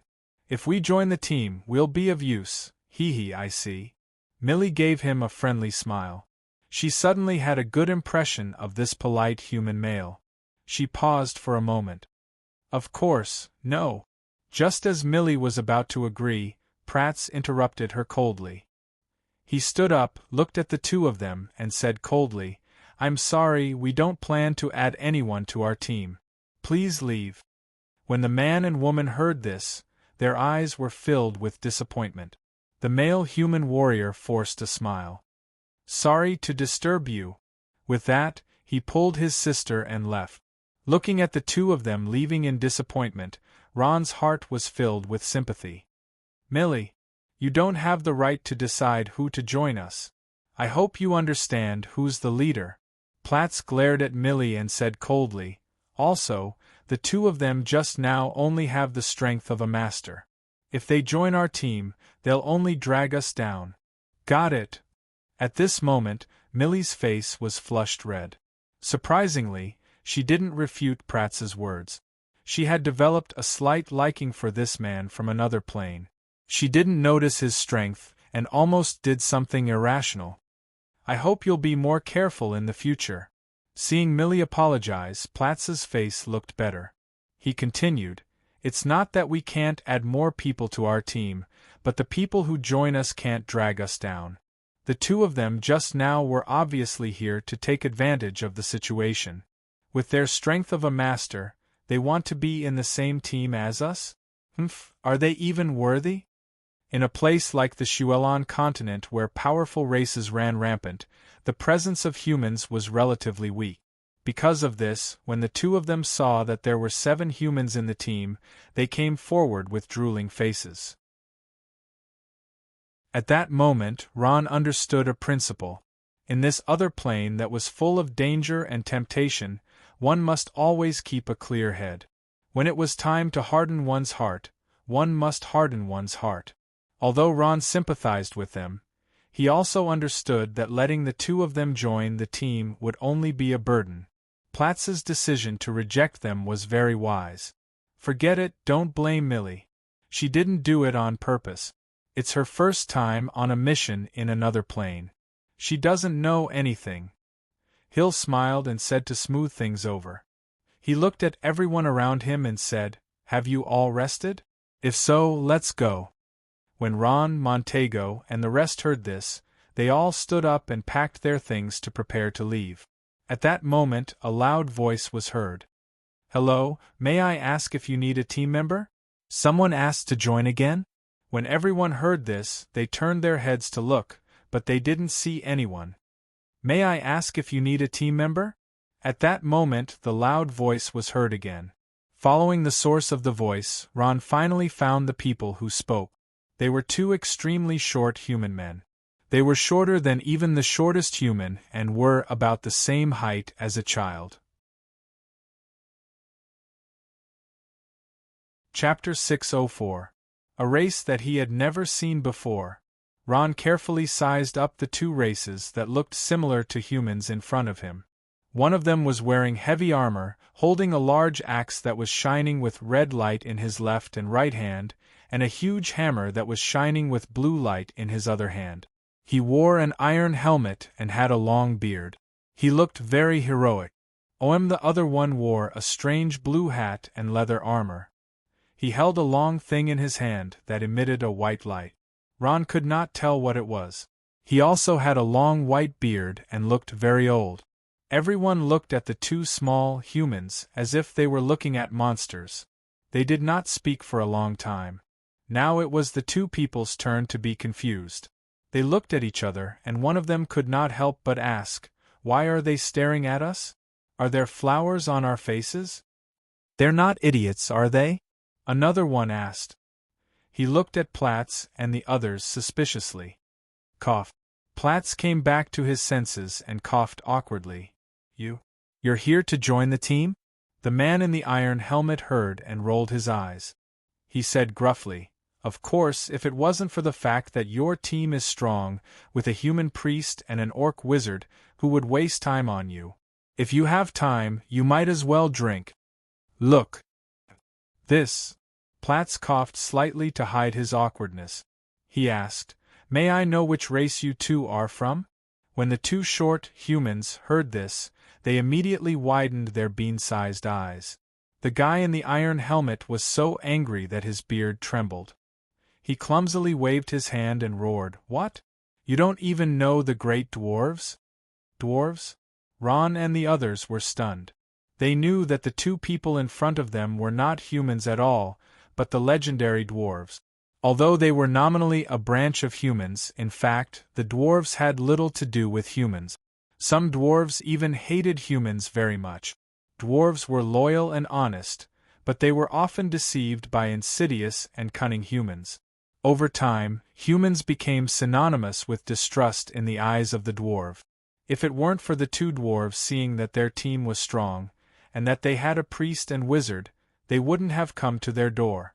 There was a fundamental difference between dwarves and humans. First of all, the height of an adult dwarf was about half of a human's height. Second, every dwarf liked to grow a big beard. Dwarves with beards were the symbol of power. Although they were not tall, they were definitely strong. Many dwarves had another talent, which was blacksmithing. They could forge weapons and armor. Due to their strength, the equipment they forged was definitely of the highest quality. Some dwarves could even forge holy equipment. Another hobby of dwarves was that they loved to drink. Many dwarves spent 80% of their income on alcohol. They drank until they were drunk every day. When they sobered up, they would go on missions or forge equipment. Platz bowed slightly and said, "Sorry, we are humans from another dimension. We don't have your race there, so we were blind. Please forgive us if we have offended you." "Oh, so you are humans from another dimension." When the two dwarves heard this, their expressions softened. In the snow orchid continent there were not many dwarves. It was normal that there were no dwarves in other dimensions. A continent without dwarves would be a lot less fun. Another dwarf who was holding a long iron weapon whispered softly. The dwarf in the helmet slammed his axe on the ground and said impatiently, "Be straightforward. Just say if you want to join us or not. If you don't, we'll go find someone else." The dwarf wearing the helmet was a little impatient, while the other dwarf was slow and unhurried. Yes, of course. Platz's expression did not change, but his heart was blooming with joy. With such powerful dwarves joining them, he could not wait. Besides, they were all races from the snow orchid continent, so they should be more familiar with this place. Seeing that there was a team that wanted to join them, the two dwarves finally smiled. "Let me introduce myself. I am Shan Chiu." The dwarf in the helmet pointed at himself with the tip of his axe, then at the other dwarf. "This is Spark, my younger brother. We came to the Stormwind Forest to complete the Moonstone mission. We can set off at any time. Both of us brothers are from the sacred domain. Don't worry, we won't drag you down," Spark said. Shan Chiu spoke very straightforwardly, without any hesitation. Spark, on the other hand, was more steady. "Sacred domain?" Ron's eyes widened and his face was full of surprise. He did not think that the two comical and unprepossessing fellows in front of him were actually from the sacred domain. However, the aura that they exuded vaguely confirmed his guess. It seemed that Dean Platz had also noticed this, and that was why he wanted to join them. "In that case, we are teammates with the same goal," Platz said. He smiled and extended his hand.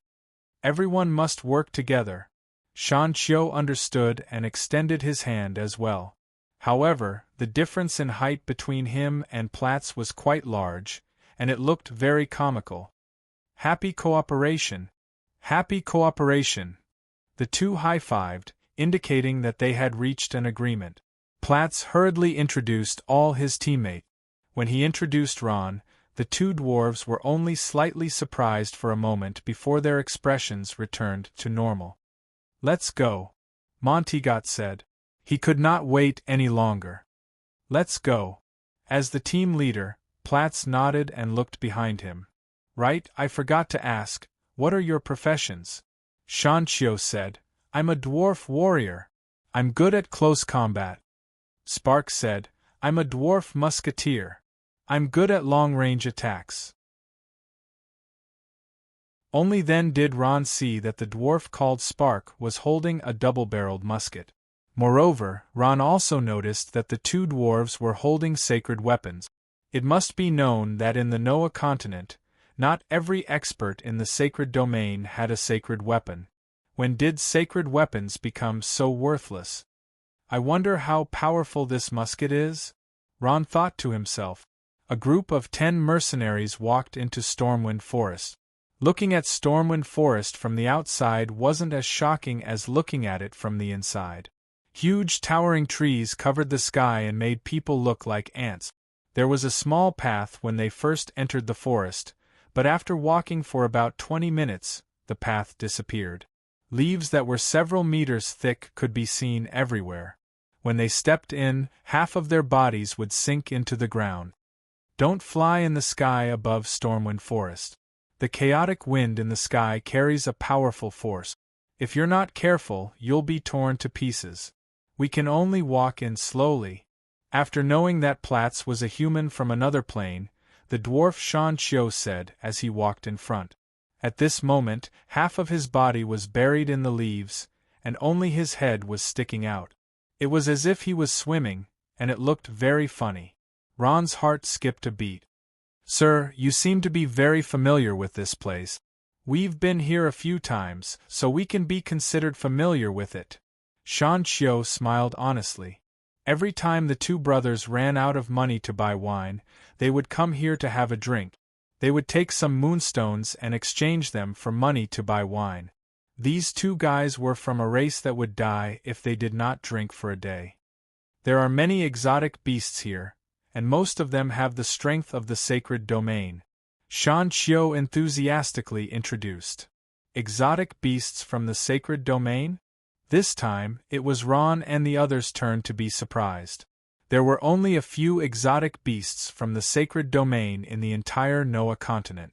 However, in the Shuelon continent, there were so many exotic beasts from the sacred domain in a small place like Stormwind Forest. They could not help but be cautious. But you guys can rest assured. Although there are many exotic beasts from the sacred domain, there are no exotic beasts from the divine domain. As long as we are careful, reaching Moon Lake will not be a problem. Shan Qiu said with a smile. You guys have made the right choice by teaming up with me. We brothers have been here a few times, and we know which route has fewer exotic beasts. The journey was pleasant. Perhaps the dwarf brothers had chosen a good route, as they did not encounter a single exotic beast along the way. Even Shan Qiu's team was quite lucky. Among the two dwarves, Shan Qiu, as the elder brother, was very talkative, while the younger brother, Spark, was like a taciturn gourd. The group of 10 talked as they walked. Soon, they walked out of the pine forest and came to an open area. Everyone was relieved when they stepped on solid ground. At least they did not have to travel as if they were swimming. When they looked up at the sky, they saw that it was already dark. Let's set up camp here today, Shan Qiu said. He glanced at Platz, the captain, and asked for his opinion. Platz nodded. Let's all rest here. After getting the captain's permission, everyone put down their things and began to get busy. Some of them prepared food, started a fire, cooked dinner, and set up tents. The two new dwarves did not stay idle either. They came to help with a smile. Don't start a fire. Just as sacred swordswoman Millie made the fire rise with great difficulty, the dwarf musketeer Spark screamed loudly. He ran over quickly like a rabbit and put out the fire with a few stomps. Sacred swordswoman Millie was stunned. What's wrong? Platz walked over and asked. Don't start a fire in the wild. This is common sense. The light of the fire and the smell of food will attract the exotic beasts within 100 miles. Do you want us all to become snacks for the exotic beasts? Spark said coldly. There were fewer exotic beasts in the Noah continent, so it was not a problem to start a fire in the wild. In addition, Platz and the others were strong warriors of the sacred domain. They were used to being arrogant in the Noah continent. Even if the exotic beasts of the sacred domain came to the Noah continent, they were not afraid. They could kill 1 or 2 of them directly. No matter how strong the exotic beasts were, they would not be able to fight against 10 strong warriors of the sacred domain. However, in the Shuelon continent, exotic beasts were counted as herds. Startling a herd of exotic beasts was an act of suicide. No matter how strong a sacred domain warrior was, he could not compare to the terrifying number of exotic beasts. In addition, among the exotic beasts there were sacred domain warriors. Even a strong warrior of the sacred domain would not be able to escape unscathed. After listening to Spark's explanation, everyone came to a realization. Since they could not start a fire, they could only eat dry food. Platz and the others were all people who cared about the big picture, so they did not complain. However, without meat at night, it felt like something was missing. After a simple dinner, Platz looked at everyone and said in a deep voice, "We need someone to guard the camp at night. Who will do it?" "I'll do it," Ron volunteered. As a necromancer who walked in the dark, even if it was a dark night, nothing could escape his eyes. Platz blinked and said with a smile, "All right, Ron, do you need it?" At this time, a voice suddenly sounded in the dark, interrupting Platz. It was the orc race's holy sorcerer Moore. He was sitting quietly at the side, smoking a pipe. He used a black cloth to cover the flame on the end of the cigarette. When he saw everyone looking at him, he blew out a long puff of smoke and smiled. "We don't need anyone to guard the camp. This thing can be used as a substitute." Mo Air stretched out both of his hands. Streaks of lightning circled around his hands. After a while, a root-like object appeared in Mo Air's palm. Mo Air stuck it into the ground. The stick flickered slightly, appearing and disappearing in the dark night. "This is the scout guard I summoned," the orc great sorcerer Moore said with a smile. "I only need to place enough scout guards around the camp, and they can completely replace people on guard duty. If there's any danger, they will automatically alert us." "Amazing!" Ron exclaimed inwardly. Seeing this, he couldn't help but admire Moore. Every class had their own advantages. Moore was able to defeat Ron with this move alone. "Not bad." Platts smiled with satisfaction. "Very good. Moore, I'll leave the safety of the camp to you. Ron, you've been on the road for the whole day. Rest well." Everyone went to rest. In the dark forest, 10 tents were neatly arranged together, their backs against the mountain rocks, forming a semicircle. The warriors were on the outside, and the mages were on the inside. Everyone took out their weapons from their space bags and placed them beside their pillows, ready to deal with any unexpected situations. A cold wind blew in the silent night. There were only dozens of rod-like scout guards, guarding the key points like guards. The tips of the rods were constantly spinning, scanning the surroundings like radars, appearing and disappearing in the darkness. Platts had naturally taken sufficient safety measures when he came to a different plane for a mission. However, in the middle of the night, something still happened. A whoa! A miserable voice sounded out, and it sounded like a sobbing complaint, breaking the silence of the night. Chapter 605.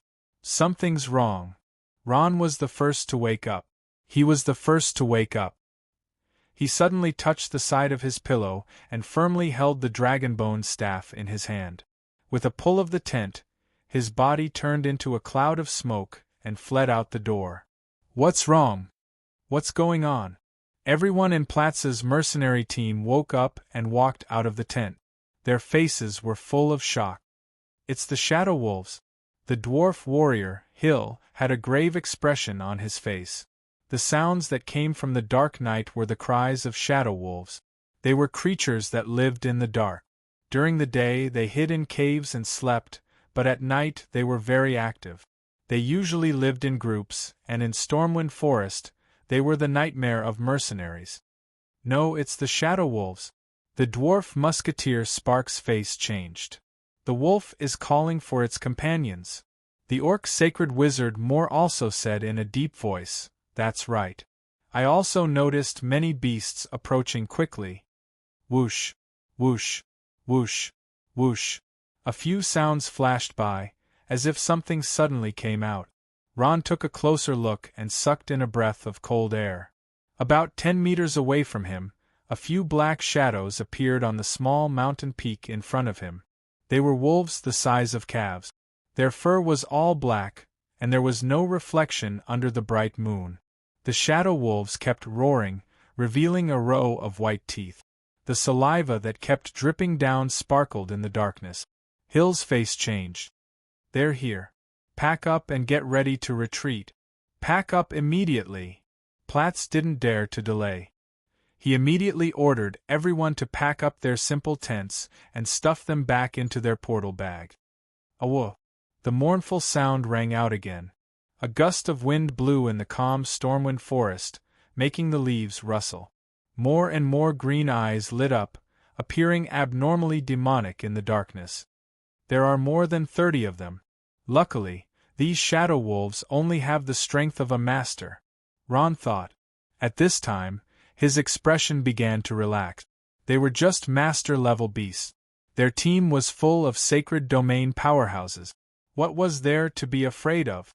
Not only Ron, but Platts and the others also relaxed after seeing the strength of the shadow wolves. Some began to blame the dwarves for making a big fuss. Unlike the others, the nervous look on Shan Chio's face never changed. "Prepare for battle," Platts shouted. A pillar of fire flew out from his hand and attacked the closest shadow wolf. Facing the burning pillar of fire, the shadow wolf let out a strange cry and rolled to the side, dodging the pillar of fire.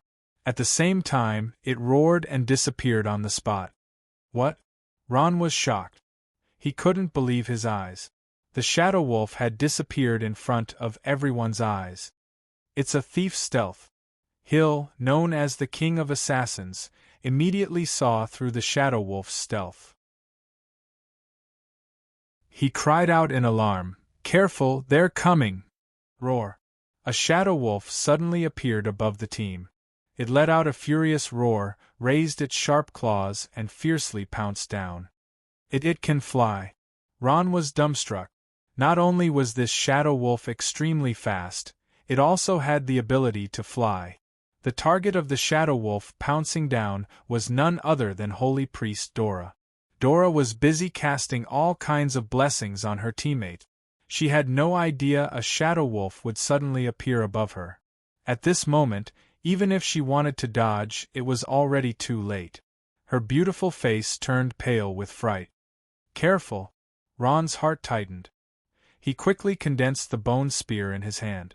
Unfortunately, due to the distance, he was still a step too late. Bang! At this moment, a crisp sound rang out. The shadow wolf that ambushed them suddenly trembled as if something had exploded. A large amount of blood blossomed from its body. It let out a miserable howl and collapsed to the ground. It curled up a few times, then stopped moving. At this moment, Spark was raising the double-barreled shotgun in his hands. Faint cyan smoke was still rising from the pitch-black muzzle. So fast. Ron was overwhelmed with shock. He couldn't see the bullet's trajectory clearly. He only saw a flash of flame before the attack arrived. "Musketeers really are amazing!" Ron inwardly exclaimed. He instantly felt a sense of respect for this class. He wondered how many shots he could block if Spark were an enemy. A large hole was blasted open in the stomach of the shadow wolf. Its intestines and innards were blown to pieces. It didn't look like it would live for much longer. Gotcha! After Spark fired, he calmly removed the shell. Then, he took out a new bullet from who knows where and loaded it. Hill roughly brandished the axe and hammer in his hands and loudly shouted, "Retreat immediately! Pay attention to the mages!" Roar! After one shadow wolf was killed, the pack of shadow wolves seemed to be enraged. As soon as Hill's voice fell, the pack of shadow wolves moved. They growled and charged toward Pratz's team. Dozens of shadow wolves moved at the same time, and dozens of black shadows scurried through the forest. Pratz's team began to move. Pratz condensed a fireball, Ron summoned the skeleton warriors and skeleton mages, and Shea summoned the nightmare beasts. Everyone fought against the pack of shadow wolves.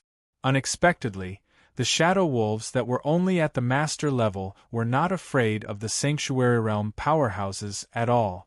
They fearlessly charged forward without fear of death. These shadow wolves were extremely fast. Their talents were stealth and invisibility. They appeared and disappeared unpredictably, and their attacks were silent. They were the nightmare of all mercenaries in the dark. In Stormwind Forest, many powerful mercenaries and even those from the sacred domain had their throats slit in the dark.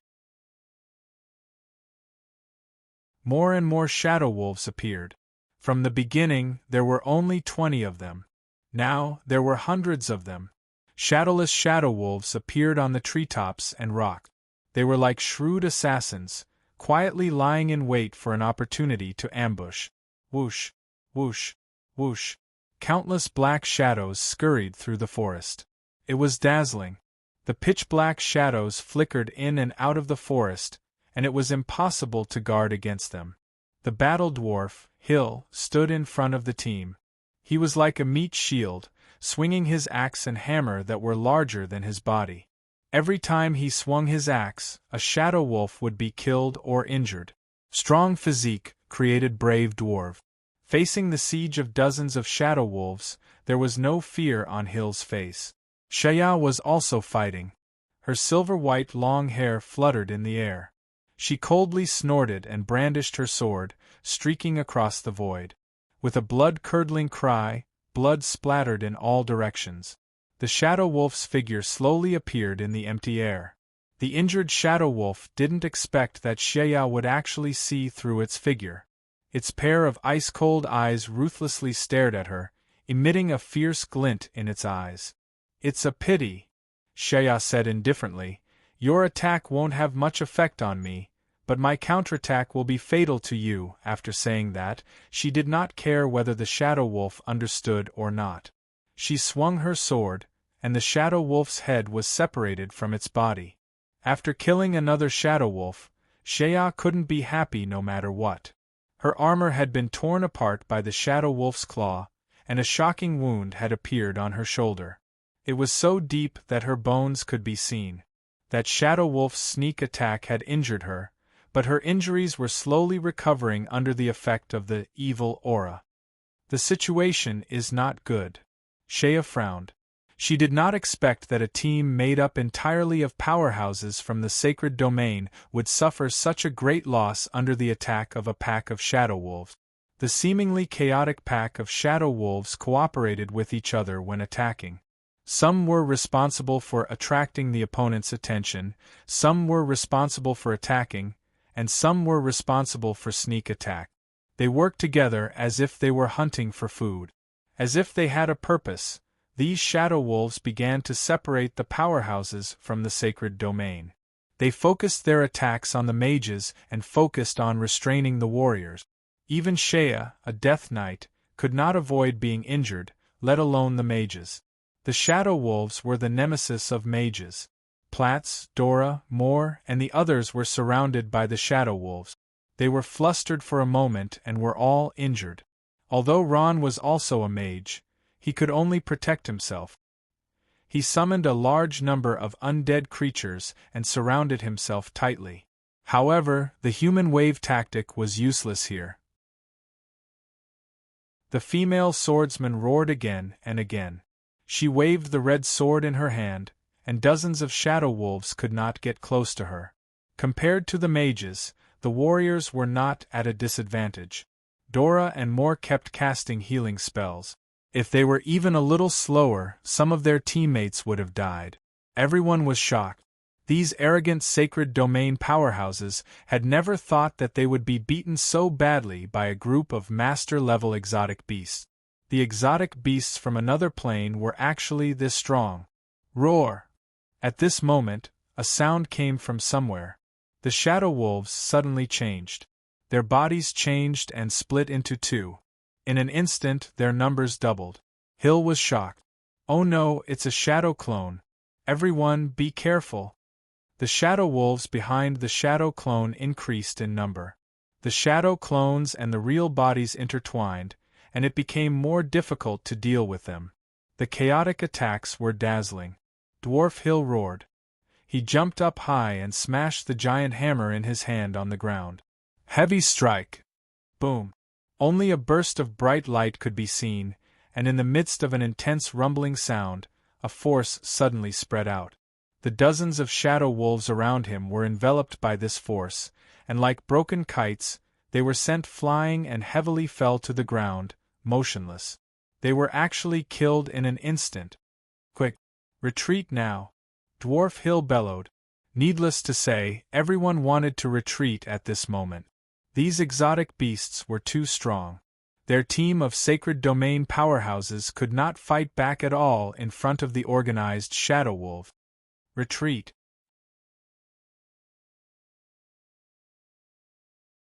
Chapter 606. After resting for 2 days, I'm finally back. Sorry, dear readers. The dark night and the forest provided shelter for the shadow wolves. In this so-called home ground, Pratt's was the saint. However, Montegot, Shea, and Dwarf Hill led the way while Pratt's and Ron held the fort. The sacred domain team slowly retreated. However, the shadow wolves were still chasing after them. Hundreds of thousands of shadow wolves turned into black shadows and attacked Pratt's team. The attacks of the shadow wolves gradually slowed down, and the sacred domain team took the opportunity to gather together and began to counterattack effectively. The shadow wolves could not gain any advantage. "Heal, we need to heal." The dwarf, Spark, waved his short arms and shouted, "Are the priests and wizards of the team all dead?" Beside the dwarf stood a huge exotic beast. It was an earthen mauler. This earthen mauler was his summoned beast, and one of the only means of self-defense he had as a musketeer. If it weren't for this earthen mauler, he would have been torn to shreds by the pack of shadow wolves. The earth mauler was a hunting beast summoned by the musketeer. It had the strength of the sacred domain and fought with powerful earth magic and powerful physical abilities. Its attack power was extremely terrifying. At this moment, there were already corpses of shadow wolves around it.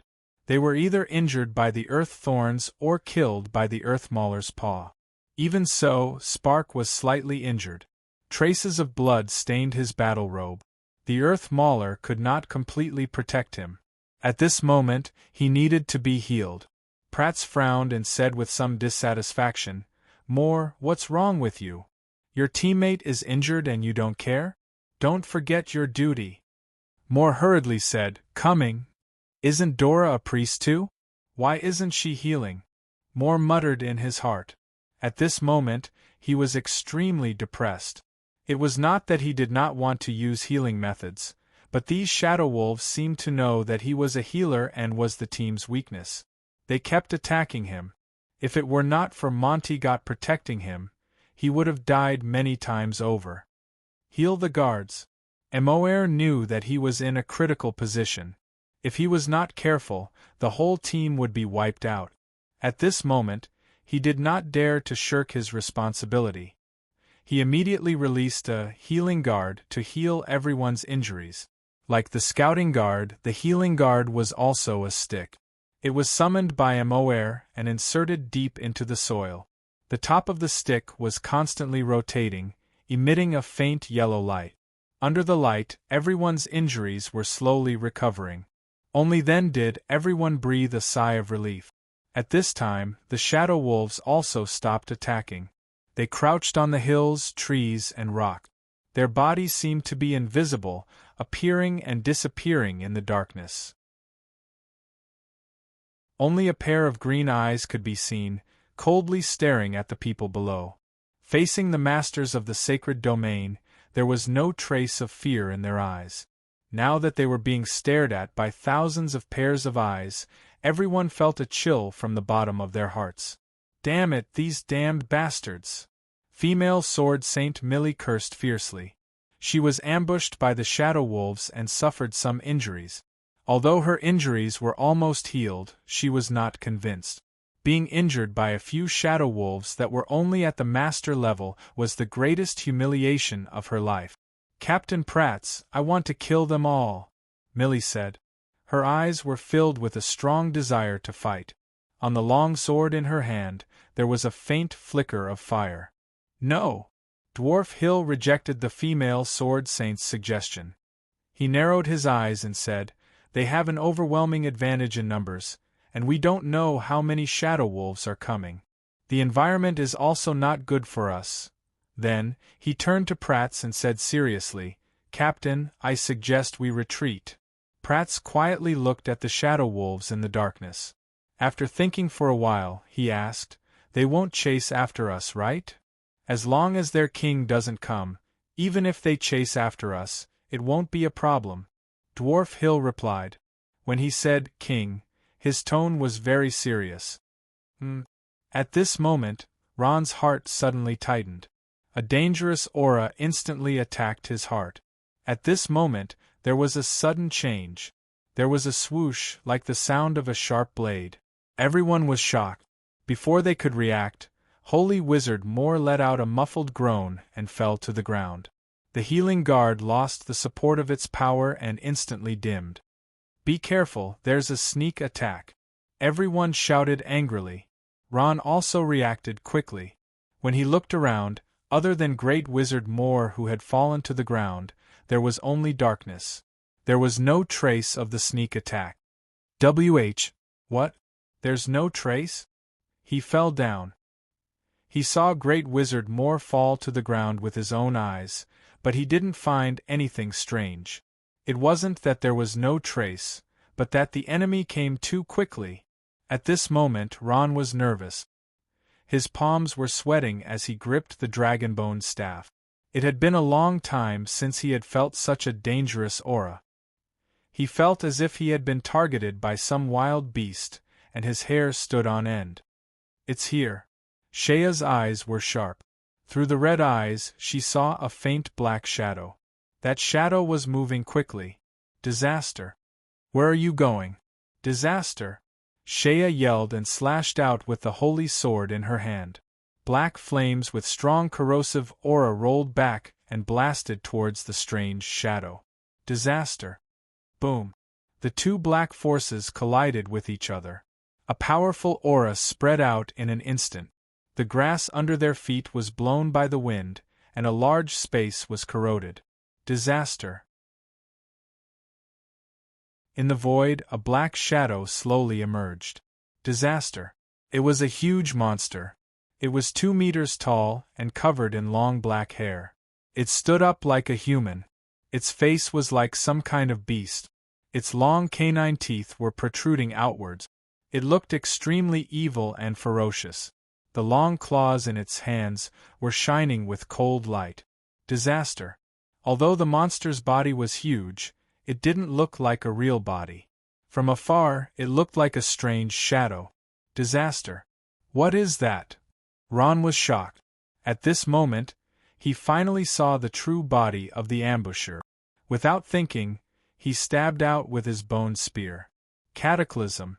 Kill it. Disaster. Prats shouted. Under his command, all the mages joined in the attack. Countless spells bombarded the monster. The dwarf, Spark, also fired a shot. The sound of the gunshot was extremely ear-piercing in the forest. A natural disaster. Boom, boom, boom. The attacks of the sacred domain experts were extremely powerful.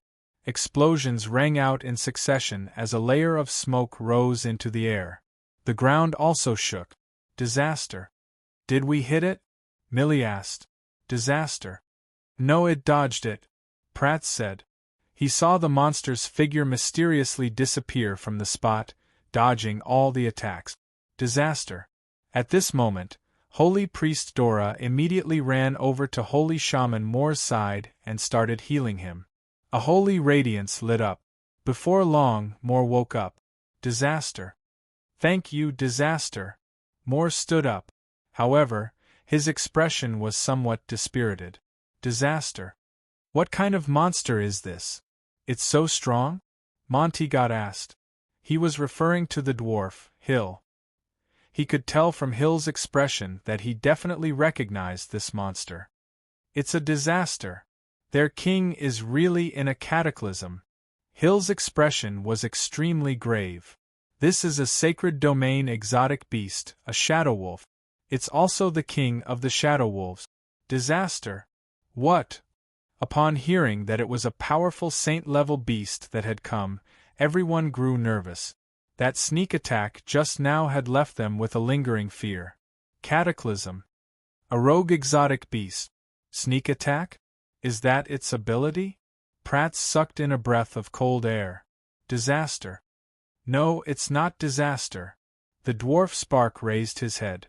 The violent earth bear stood beside him like a bodyguard, constantly roaring at the calamity. Spark's beady eyes revealed a trace of darkness. I always thought this beast king hadn't come. But in reality, it was here a long time ago. It's been secretly watching our every move. As for us, we've already fallen into its trap. Trap? Everyone was stunned. Since when did exotic beasts have such intelligence? That's right. Disaster. Spark nodded. It's been scheming against us for a long time. If I'm not wrong, it should still be daytime. We unknowingly entered its dark domain. Dark domain? Everyone's hearts tightened. Was this the true strength of the sacred domain exotic beasts? You're saying that this is a trap? Hill frowned. If that's the case, then this exotic beast is too terrifying. Disaster. We have to retreat immediately. Disaster. Pratt said. We're in its domain. There's no way we can retreat. Disaster. Hill shook his head. We have to kill it. Disaster.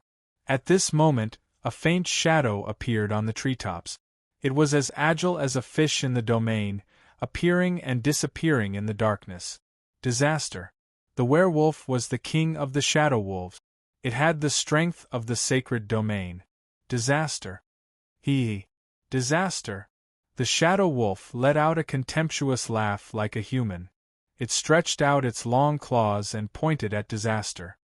Awoof. The howls of the wolves resounded through the sky. Under the command of the shadow wolf, the shadows of the shadow wolves disappeared into the darkness. Cataclysm. Be careful, they're here. Disaster.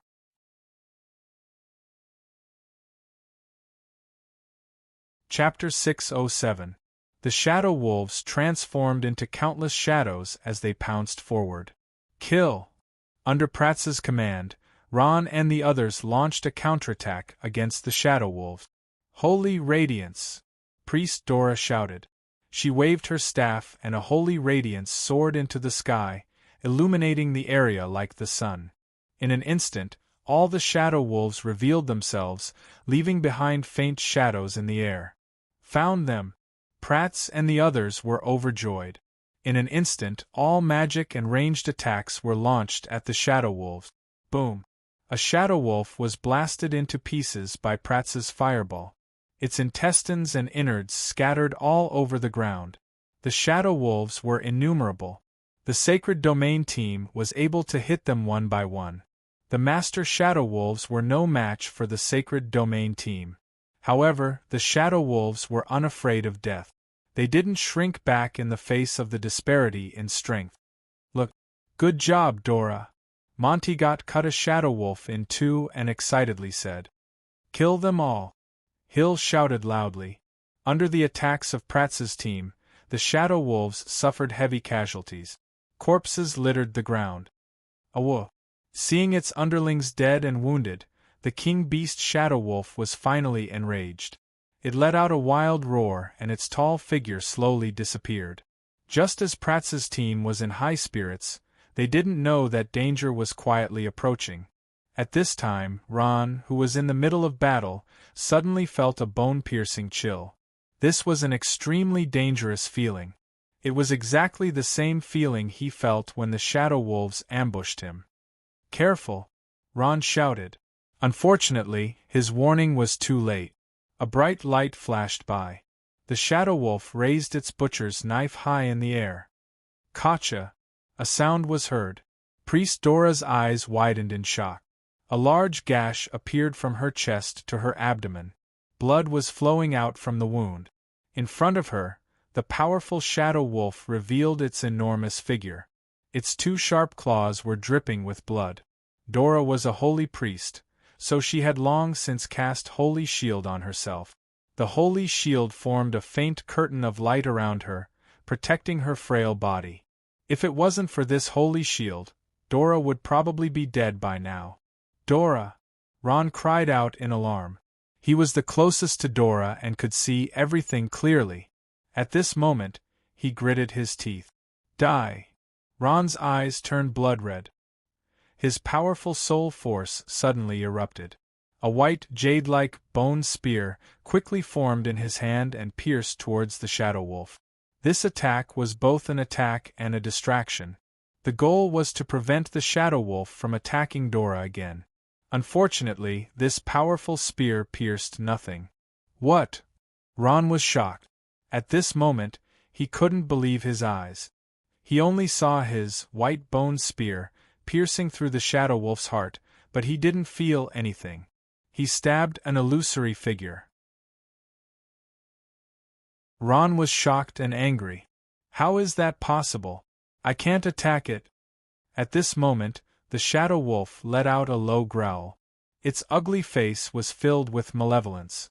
It quickly launched a counterattack, its sharp claws flickering with a cold light. In the blink of an eye, it was already in front of Ron. Unlike Dora, Ron didn't have the protection of Holy Shield. This attack would take his life. Ron, be careful. Everyone's hearts tightened.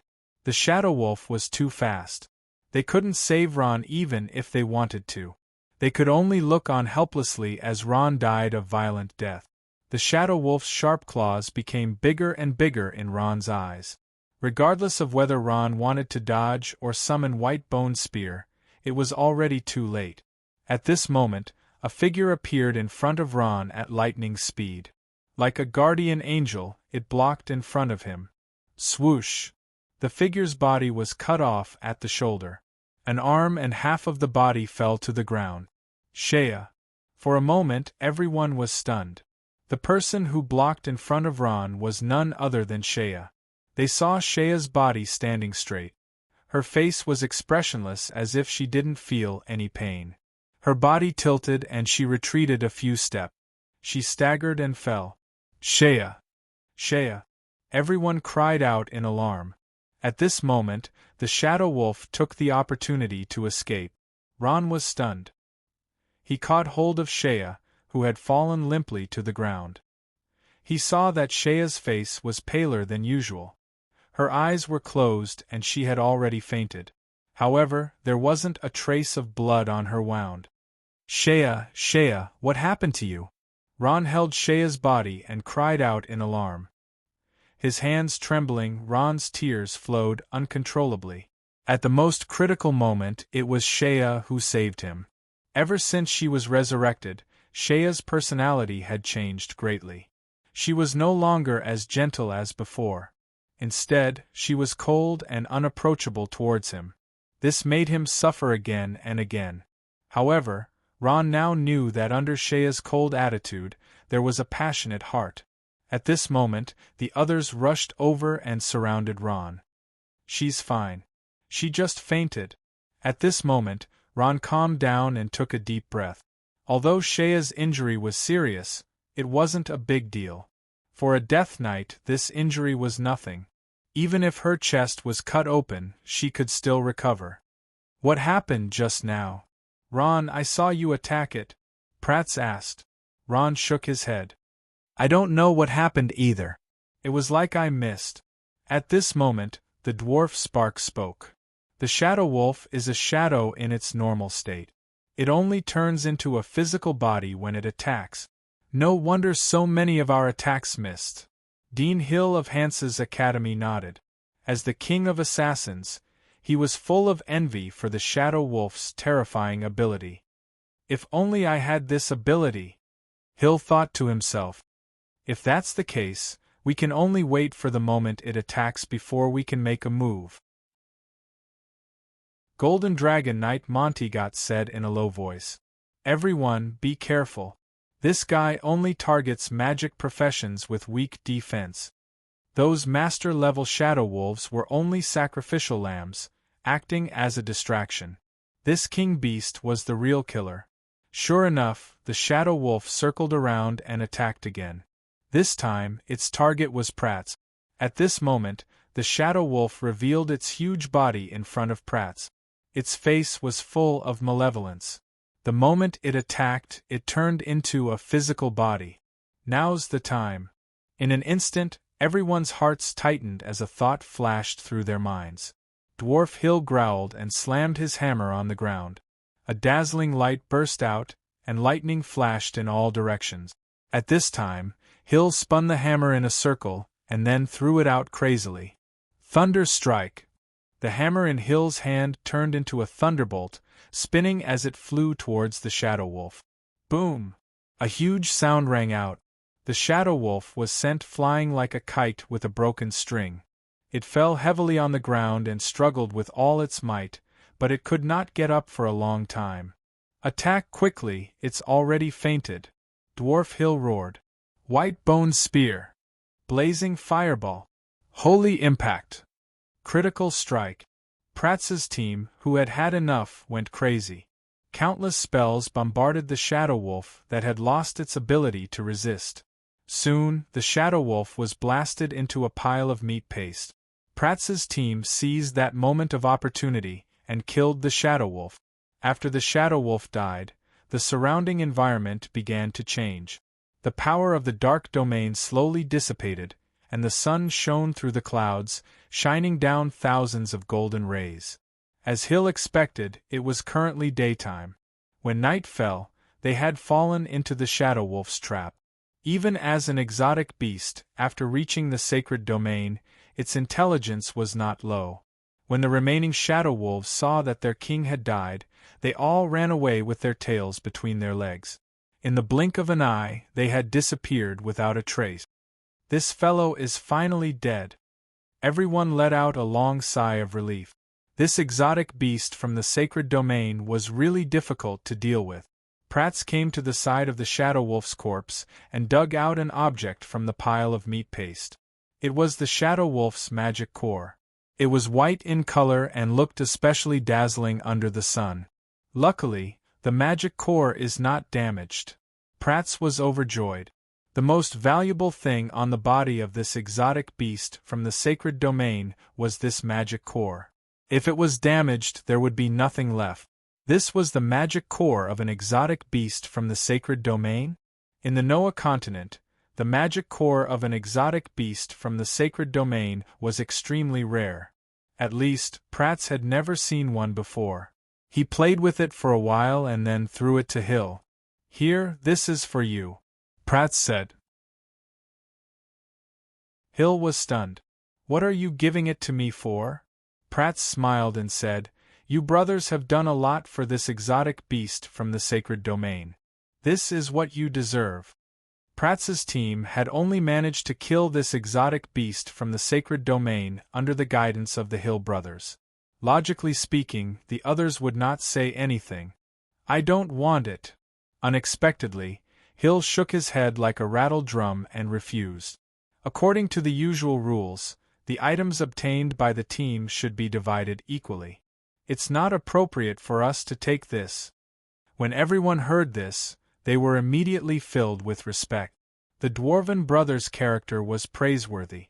"All right." Seeing that Hill was insistent, Prats could only take back the magic core. He put it into his dimensional bag and smiled. "Then, I'll sell this magic core and then we'll split the money."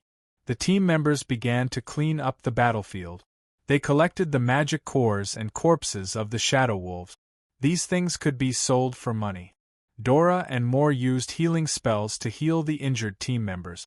At this time, Shea also began to slowly wake up. "Are you okay?" Ron asked with concern. "I'm fine." Shea struggled to stand up. Shea's face was still indifferent. She looked at Ron and then looked at her arm and frowned. "Don't worry, my arm will grow back soon." Shea's evil halo could heal injuries, so it was not difficult for her to grow an arm. Of course, there was another way, which was to drink health potions, which could also heal quickly. The team left the forest and continued to move towards the Moon Lake. Chapter 608. Stormwind Forest was unimaginably large. The entire forest was as large as an empire on the continent of Noah. After a month of travel, they finally arrived at the legendary Moon Lake. Blink after passing through a mountain stream, they saw a group of people slowly walking through the forest. Compared to the tall trees, they were as small as ants. This was Platz's sacred domain party, a group of 10 people. It had already been a month since they were ambushed by the Shadow Wolves when they first entered Stormwind Forest. Seeing them again after a month, everyone had changed greatly.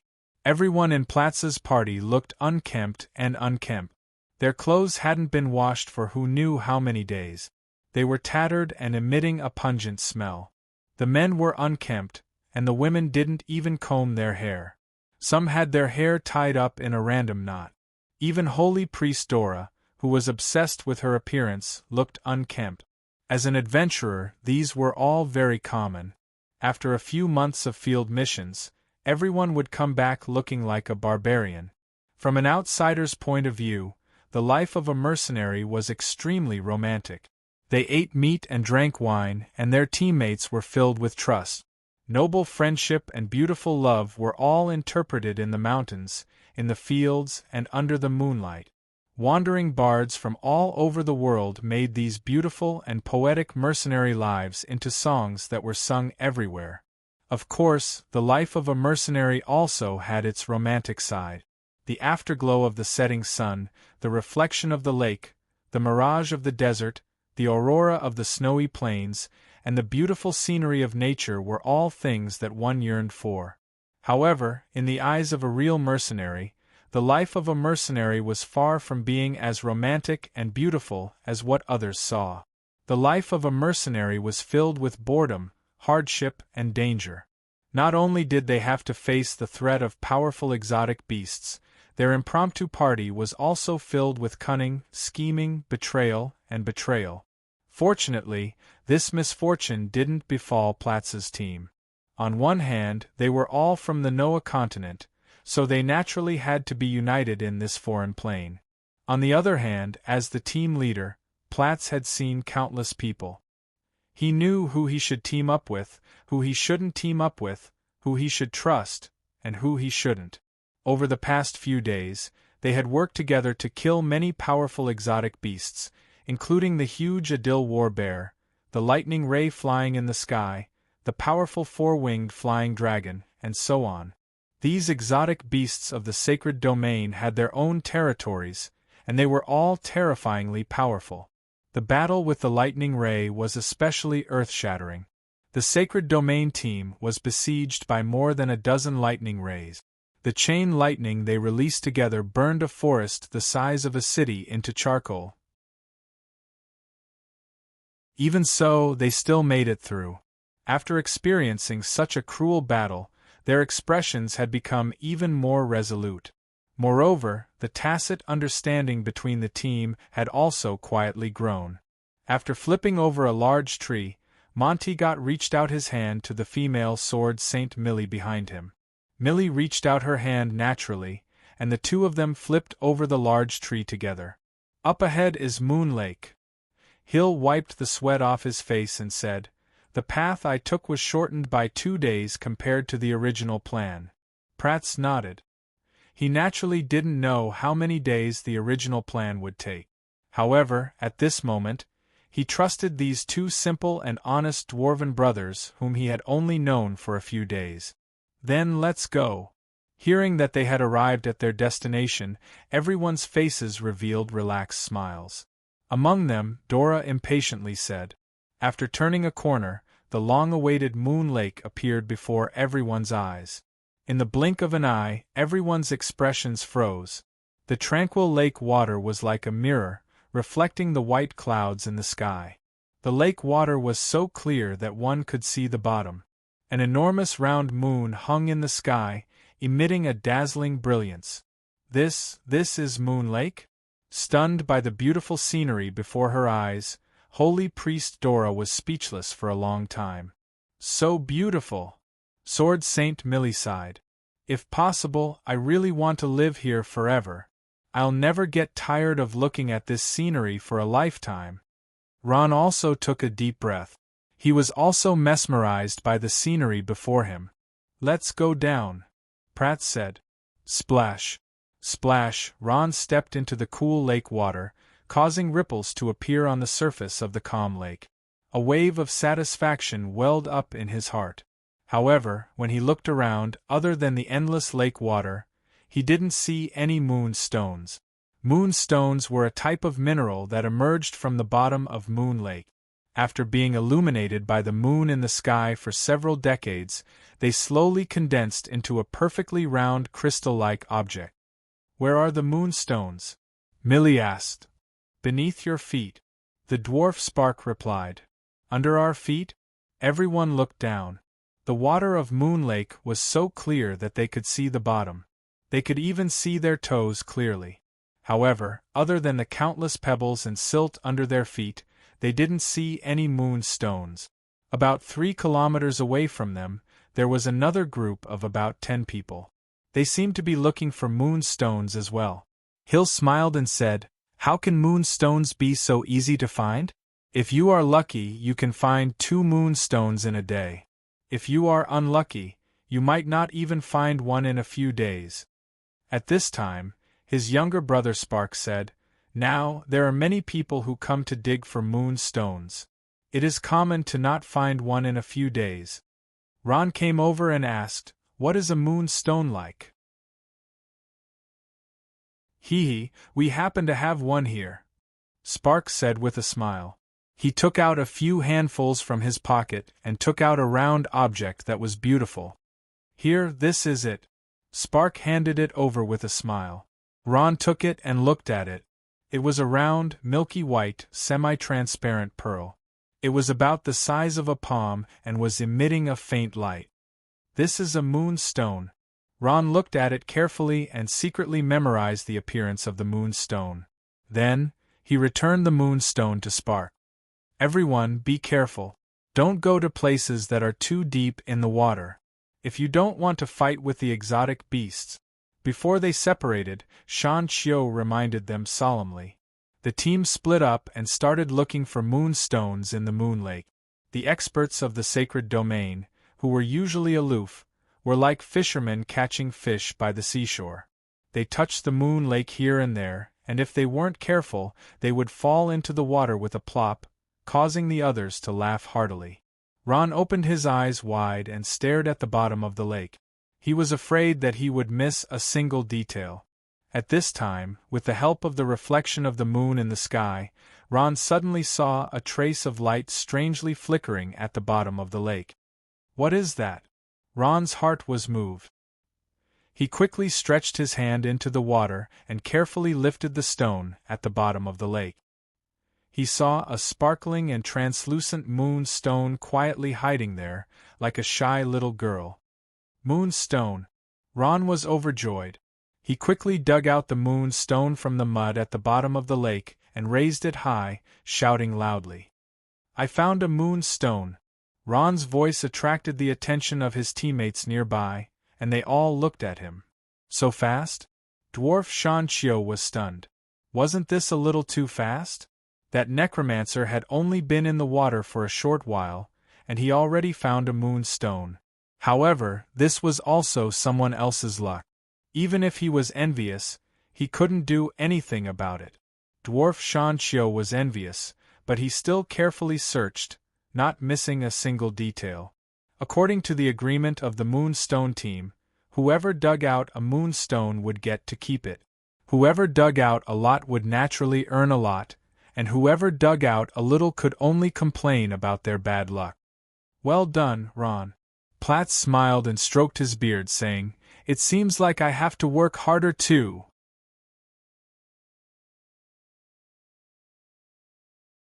Chapter 609.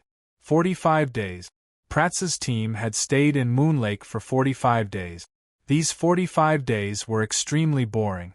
Apart from eating and sleeping, they only had one thing to do, and that was to search for moonstones. After a month, everyone was tired to the point where their backs ached. Digging for moonstones was indeed a physically demanding task. Night fell, and a huge moon hung in the sky, illuminating the land. There was no need for any light source to see their surroundings clearly. It was as if it was daytime. After a day of hard work, everyone was exhausted. On the shore, they gathered their tents together and sat inside to rest while sharing the joy of their harvest. Hill, how many moonstones did you find? Montegot asked Pratz with a smile. Not many. Only 82, Hill said with a smile. What, 82? Montegot's smile froze when he heard that. His mouth was wide open, and his face was filled with shock. No way, Hill. I heard that you only found 60 a few days ago. How did you suddenly get so many? Damn it, you've already gotten more than me. I only had 75. Aren't you always slacking off? How did you suddenly get so many? A smug smile appeared on Hill's face. He spread his hands and said, Hee, I can't help it. My luck is just too good. I've dug up more than 10 moonstones in the past 2 days, and I've already surpassed you. Montegot was unconvinced. He complained, That's not fair. You only dug for a while and then rested for half a day. In the end, you still managed to dig up more moonstones than me? This won't do. I must surpass you tomorrow. Then let's wait and see. I don't think you can surpass me. Hill chuckled. Montegot, you're not bad. I only have 36 moonstones. I'm far inferior to you guys. Sword Saint Millie suddenly spoke up. Her voice was filled with envy. I really don't know how you guys do it. It's nothing. Montegot laughed. Personally, I feel that digging for moonstones doesn't require any skill. As long as you're focused, meticulous, and lucky, you'll be able to find something. Oh. A hint of disappointment appeared in Millie's eyes when Montegot didn't say anything. Dwarf Hill chimed in, indeed, there is no skill in digging moonstones. It all depends on luck and foresight. If there was skill, wouldn't others have become rich long ago? I see. Hearing Hill's words, Millie nodded silently. Ron, how much did you dig up? Montegot approached with a smile. Ron was sitting on the side, quietly listening to their conversation. When he heard Montegot ask him, he smiled faintly. Not much, only 182. Hiss, hearing the number Ron reported, everyone took a deep breath in unison. Wow, wow, wow. Montegot shouted exaggeratedly. Ron, you actually dug up twice as many moonstones as I did. How did you do it? After saying that, he glared fiercely at Ron, as if he would eat him if Ron didn't tell him the secret technique. Didn't you say it already? Ron spread out his hands helplessly. Digging moonstones is nothing more than eyesight, meticulousness, and luck. I was just a little bit lucky. Ron returned the exact same words, making Montegot so angry that he shouted, Not fair, not fair.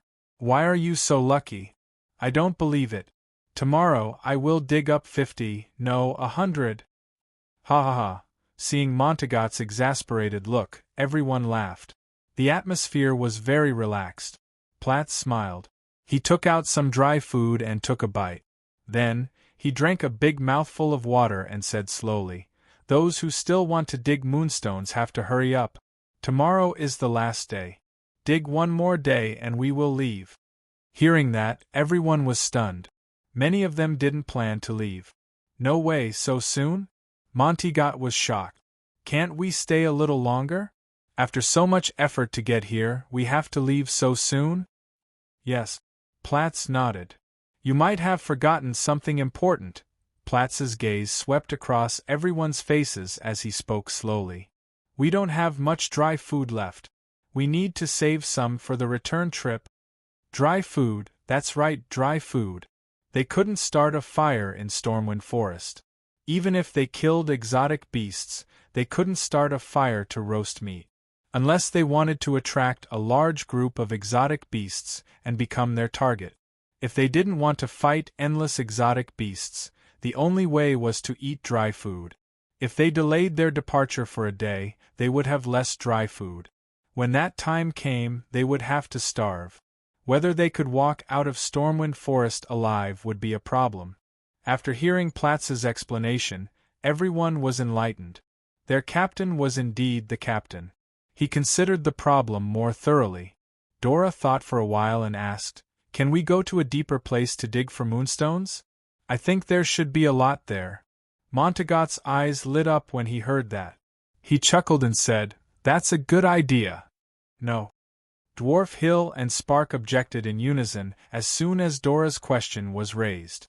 That will alert the powerful exotic beasts in the water. I suggest we don't take the risk. Hill said solemnly. That's right.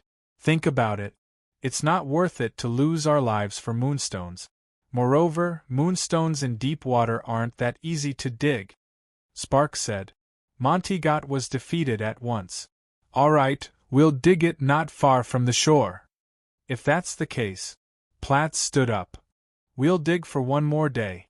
No matter how much we dig, we have to go back. So, this is the last day. Everyone, do your best. Things that had been agreed upon couldn't be changed. Everyone chatted for a while before returning to their own tents to sleep. Early the next morning, everyone rolled up their pants energetically and threw themselves into digging for moonstones in full swing.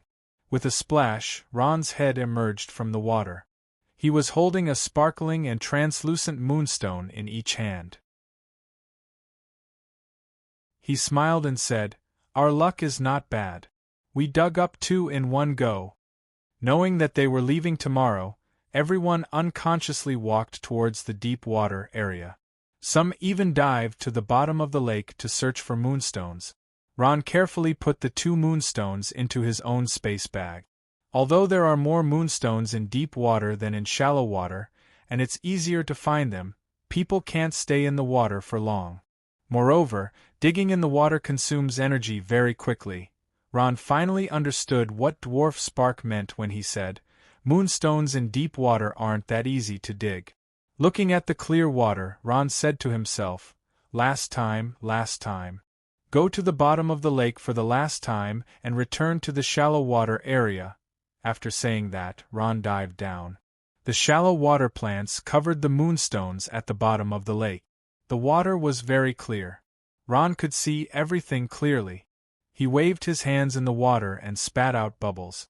Suddenly, with a boom, Ron felt a slight vibration in the space at the bottom of the lake. Following that, an extremely powerful force rushed towards Ron. "What's going on?" Ron was shocked. He spat out a series of bubbles. Without hesitation, he used both his hands and feet to swim towards the surface of the lake. With a splash, Ron popped his head out of the water. He rubbed his swollen eyes and looked around. He was instantly stunned. About 100 meters away from Ron, a beautiful magical light spread out in the sky like brilliant firework. The air was filled with a scorching smell. "That's..." Ron's eyes opened wide. "There's a battle over there. What's going on? What's going on?" Pratz's team didn't know what was going on. They climbed out of the water in a sorry state and quickly went ashore, asking one after another. "It's an exotic beast from the sacred domain." Someone provoked an exotic beast from the sacred domain. Shan Qiu looked into the distance, a trace of worry flashing in his eyes. "Bastard!" Pratz's face turned red when he heard that. He scolded, "Didn't I tell you not to go to the deep water area? You didn't listen. Is it necessary to sacrifice your life for 2 more moonstones?" Pratz rarely lost his temper. His team members didn't even dare to breathe loudly. Among them, some had already secretly gone to the deep water area. "Now you've provoked an exotic beast from the sacred domain. Are you happy now?" Pratt snorted and said. At this time, he understood that it was not the time to criticize. He took a deep breath and shouted, "What are you waiting for? Our team members have been attacked by exotic beasts. Hurry up and prepare for battle." "Captain." At this time, Shan Qiu came back to his senses. It doesn't seem like our team members have been attacked, Not our team members?" Pratz was stunned. He calmed himself down and counted the head. There were 10 people, not one less. "That means another team has been attacked." Pratz looked into the distance and said. At this time, a team in the distance began to fight. Boom, boom, boom. The battle in the distance was earth-shattering. Both sides used the power of the sacred domain. "What's that?" Ron saw the exotic beast that appeared on the surface of the water and was obviously stunned. It was a creature from another plane that Ron had never seen before. It had a lizard-like body, thick limbs, and a long tail. Its entire body was covered with hard spiked scales. It looked very mighty.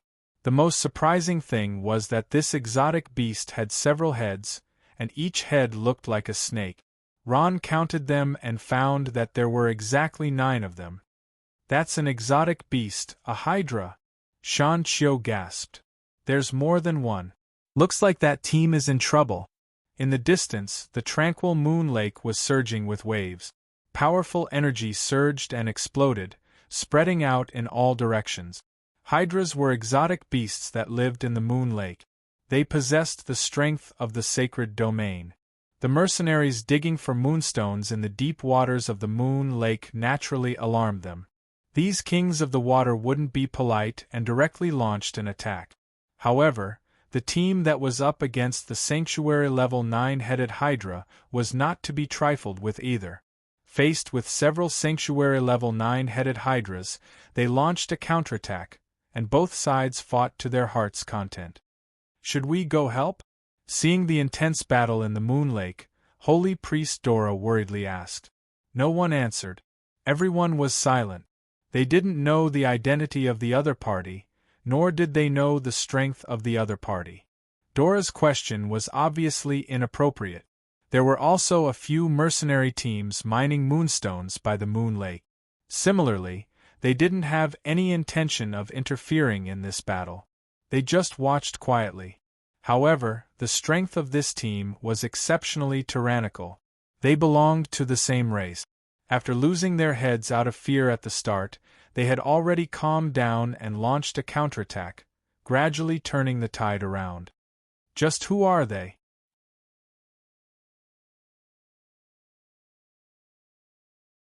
Chapter 6:10. They are the Dreenii, Dwarf Hill said. Ron noticed that this race called Dreenii looked very strange. They had blue skin, and except for the 2 horns or a single horn on their heads, their faces were somewhat similar to the Night Elves. Dwarf Hill continued, the Dreenii tribe is a tribe that believes in the holy light. It is said that they come from another plane. Although there aren't many of them on the Shuelon continent, each one of them is extremely powerful. In every war on the Shuelon continent, the Dreenii tribe always stands on the side of justice. Their noble character is admirable. Spark revealed a smile as he continued. I only know that Delaney clan members are all experts in jewelry. A piece of jewelry of a Delaney master would be auctioned in each auction. As for the rest, I don't know too much about it. You're right. The Dreenii's racial talent is jewelry processing, Hill said with a smile. They are a very strict race. Jewelry, Ron's heart moved. In the entire Noah continent, the sacred domain powerhouses did not have many pieces of jewelry. Even if they did, they were low-grade and extremely expensive. There were no high-grade jewelry at all. First, no one in the Noah continent knew how to make jewelry. Second, compared to the Shuelon continent, the sacred domain powerhouses in the Noah continent were just poor people. Look, jewelry was very useful. Wearing the right jewelry could allow the user to explode with powerful combat power. At this time, Ron's eyes fell on the soul ring in his hand. He did not know if this thing called the soul ring was a piece of jewelry. After the soul ring absorbed his soul power once, he never dared to enter the soul ring again. The danger of that time was still vivid in his mind. Until now, Ron still had lingering fears. He had almost died that time. Looking at the Dreenii again, he saw that the Dreenii warriors had gained the absolute upper hand in the war with Hydra. They were a large mercenary team with more than 30 people. There were warriors, priests, mages, paladins, priests, and hunters in all professions. Ron's gaze fell on the Dreenii hunter. The hunter was a female with 2 horns on her head. She was controlling a huge white tiger. Her combat power was extremely fierce, and her cooperation with the hunter was quite good. What surprised Ron the most was that the female Dreenii hunter could not only heal the summoned pets, but also heal herself.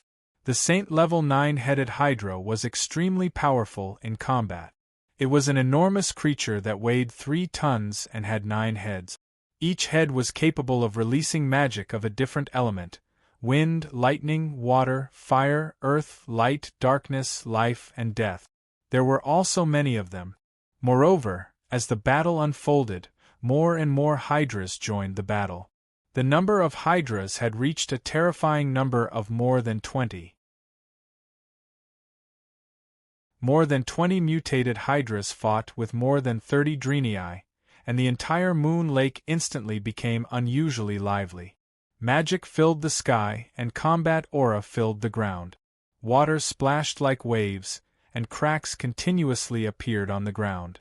Previously, it was only one sacred domain beast that had caused Pratz's team to be in a difficult situation. Looking at the other side, there were more than 20 sacred domain beasts. At this moment, everyone in Pratz's team felt very ashamed. The Noah continent was still too small.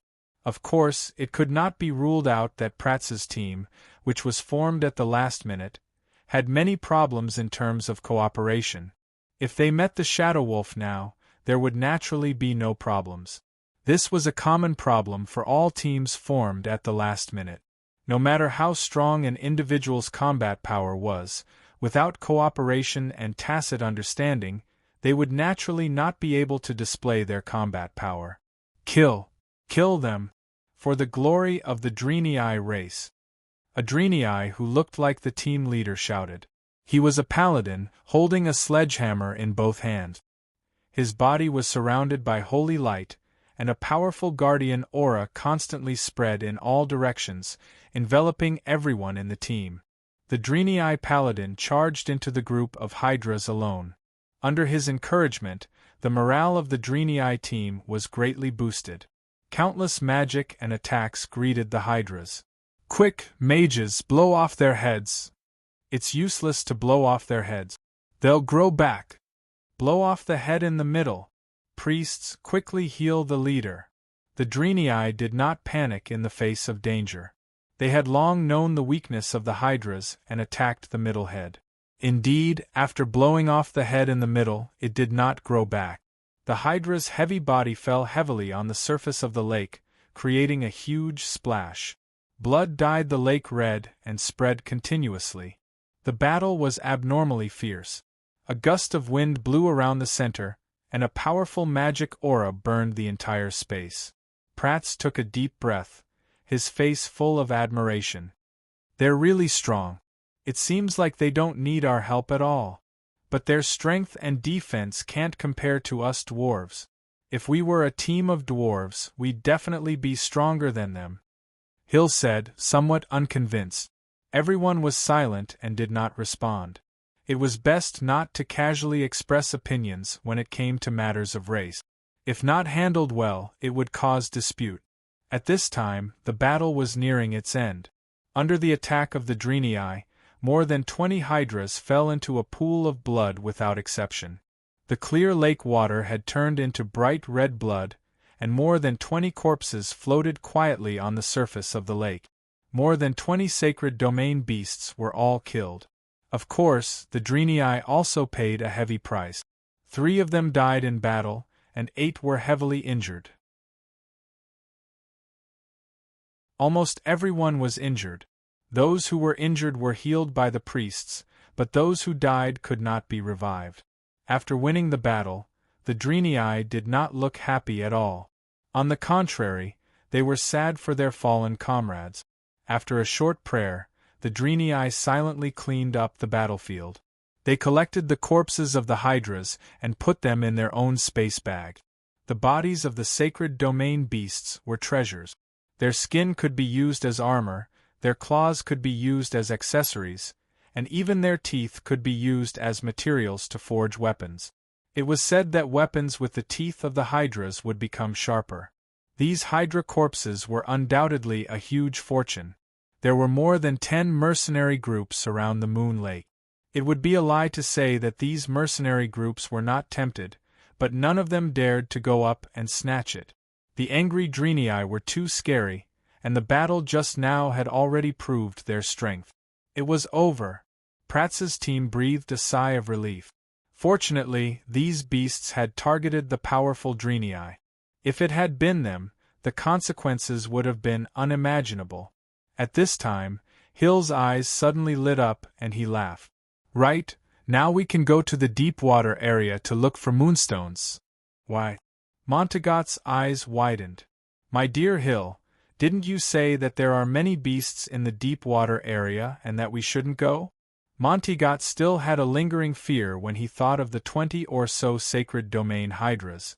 With his strength, he could probably only deal with one of them, and that one wasn't easy to deal with either. The power of the 9 elemental magic terrified him. You guys don't understand. Shan Qiu smiled confidently and stroked his beard. However, his short stature coupled with his serious expression made people unable to restrain their laughter. I believe that the battle just now has attracted all the hydras in the surrounding area. They have already been cleared out by the Draenei. I think that it won't be a problem for us to go to the deep water area now. Really? When everyone heard this, they couldn't help but feel excited. Everyone had the same thought. They were going to leave the Moon Lake tomorrow. Only fools would not take advantage of this opportunity to dig up more moonstones. Of course it's true, the dwarf Spark said with a smile. Every time there is a battle, the surrounding beasts will be attracted. If we kill them all, there will be a blank period. That will be the best time to dig up moonstones. After saying that, Spark pointed into the distance. Look, they are starting to move. Ron focused his gaze. Sure enough, the members of the mercenary group, not far from them, had already jumped into the water. Their target was actually the deep water area. In fact, those powerful mercenary groups had the strength to fight against the exotic beasts. Unfortunately, they weren't willing to be sacrificed. Instead, they wanted to enjoy the benefits of others' sacrifice. If they encountered exotic beasts, most of these mercenary groups would choose to retreat. They were clear that when there was a battle, there would be sacrifices. If too many people were sacrificed, the strength of the entire mercenary group would decrease. In that case, the wealth in their hands would become targets for others to covet. Killing and robbing were common occurrences, and the mercenary union would usually turn a blind eye to such complaints. Moreover, the dead wouldn't complain. Unfortunately, the Hydra group had encountered the Dreenii, who were known for their strictness. These races that loved to play with jewels were born to be stubborn. Even if they encountered danger, they wouldn't shrink back. Instead, they would choose to fight without hesitation. That was why the scene just now had occurred. The Dreenii's sacrifice gave others an opportunity.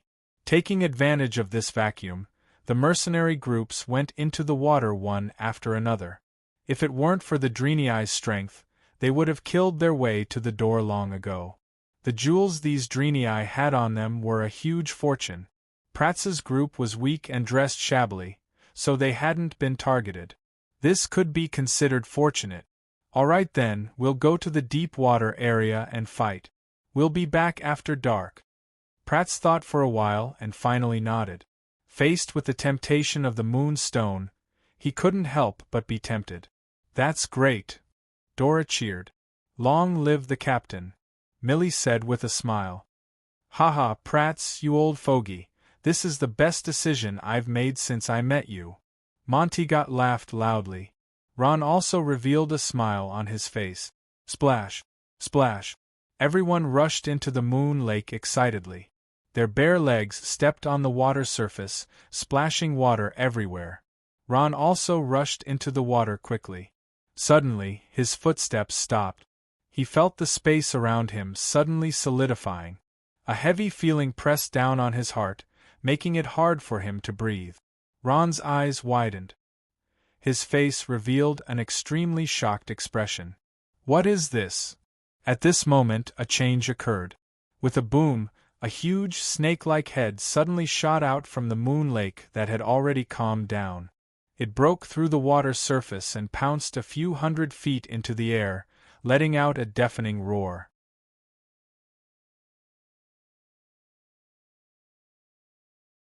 Chapter 6:11. Everyone was stunned by this sudden attack. The huge exotic beast had come without any warning. Omit was a snake-like creature with scales all over its body. It looked similar to a hydra, but it was more than 10 times bigger. Its head was covered with 4 sharp horns. Save! Save me! At this moment, a weak cry for help came from the distance, but it came from the mouth of the huge head that was dozens of feet long.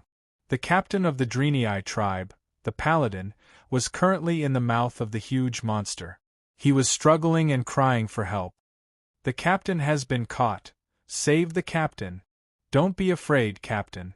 We'll save you, the Dreenii people shouted.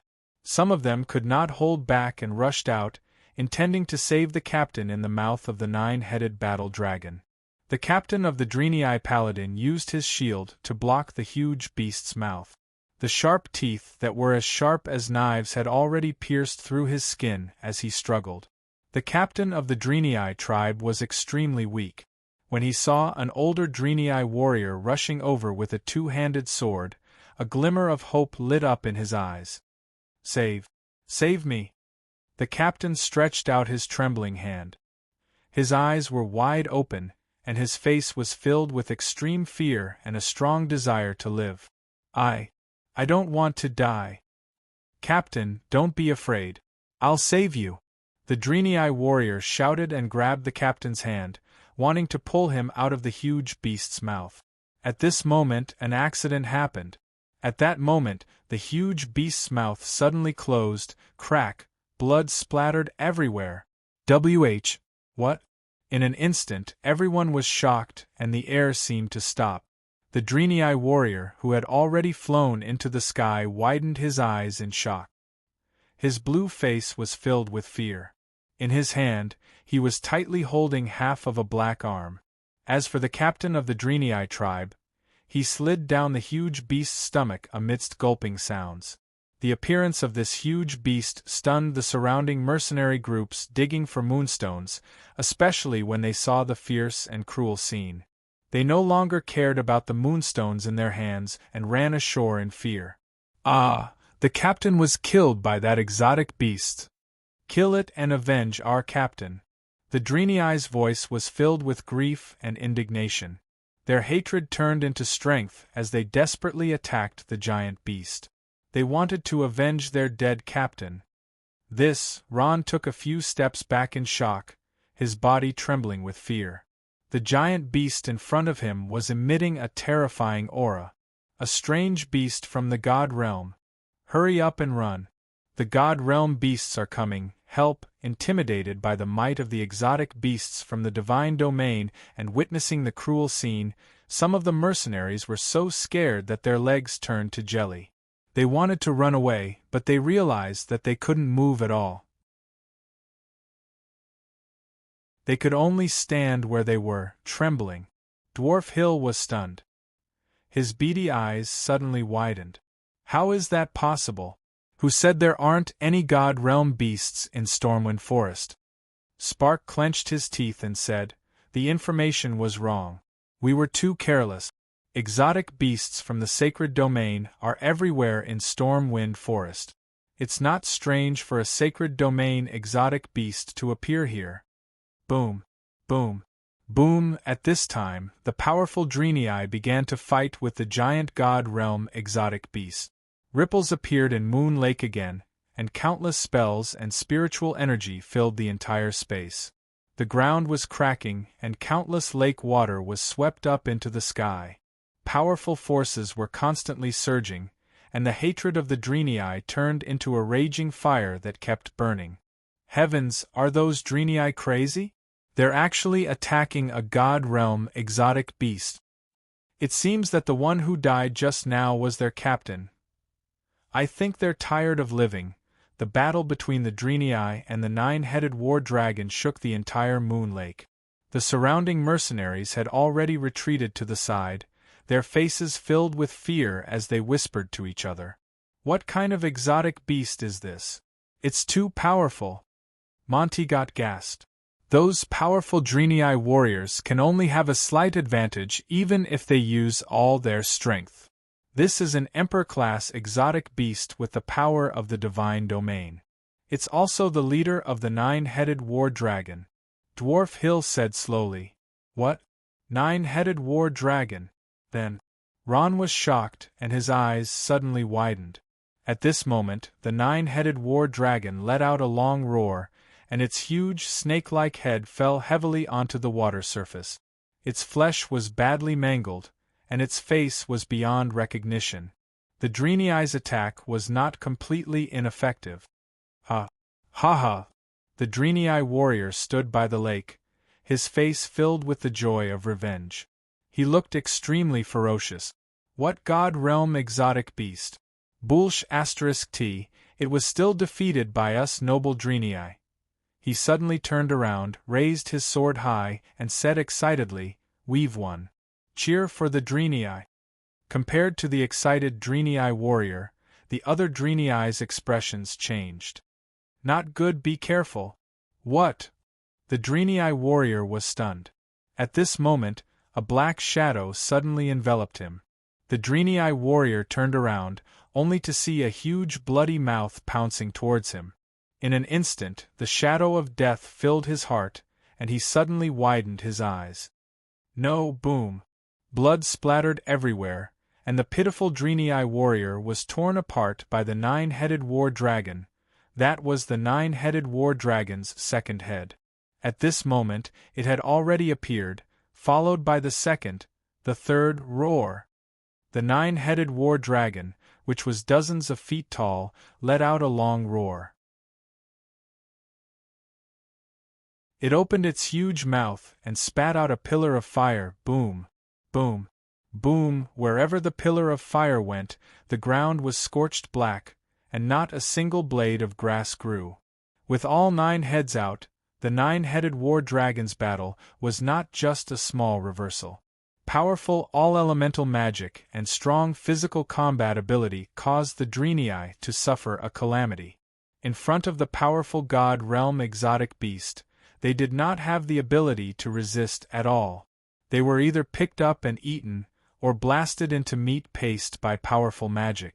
The Draenei suffered heavy casualties, and only a few people were left. However, these tenacious Draenei still fought to the death and did not retreat. Those Draenei are finished. Pratt sighed softly and closed his eyes gently, his face full of pity. If those Draenei wanted to leave, at least half of them could escape. Now, however, there was no chance. At this moment, Ron saw the young Draenei huntress being sent flying by the nine-headed war dragon's magic and landing heavily on the ground. Her war pet, the white tiger, was burned to ashes in an instant. The place where the huntress fell was not far from Ron. Ron hesitated for a moment before running over and helping her up. "Are you okay?" "Treat. I need treatment."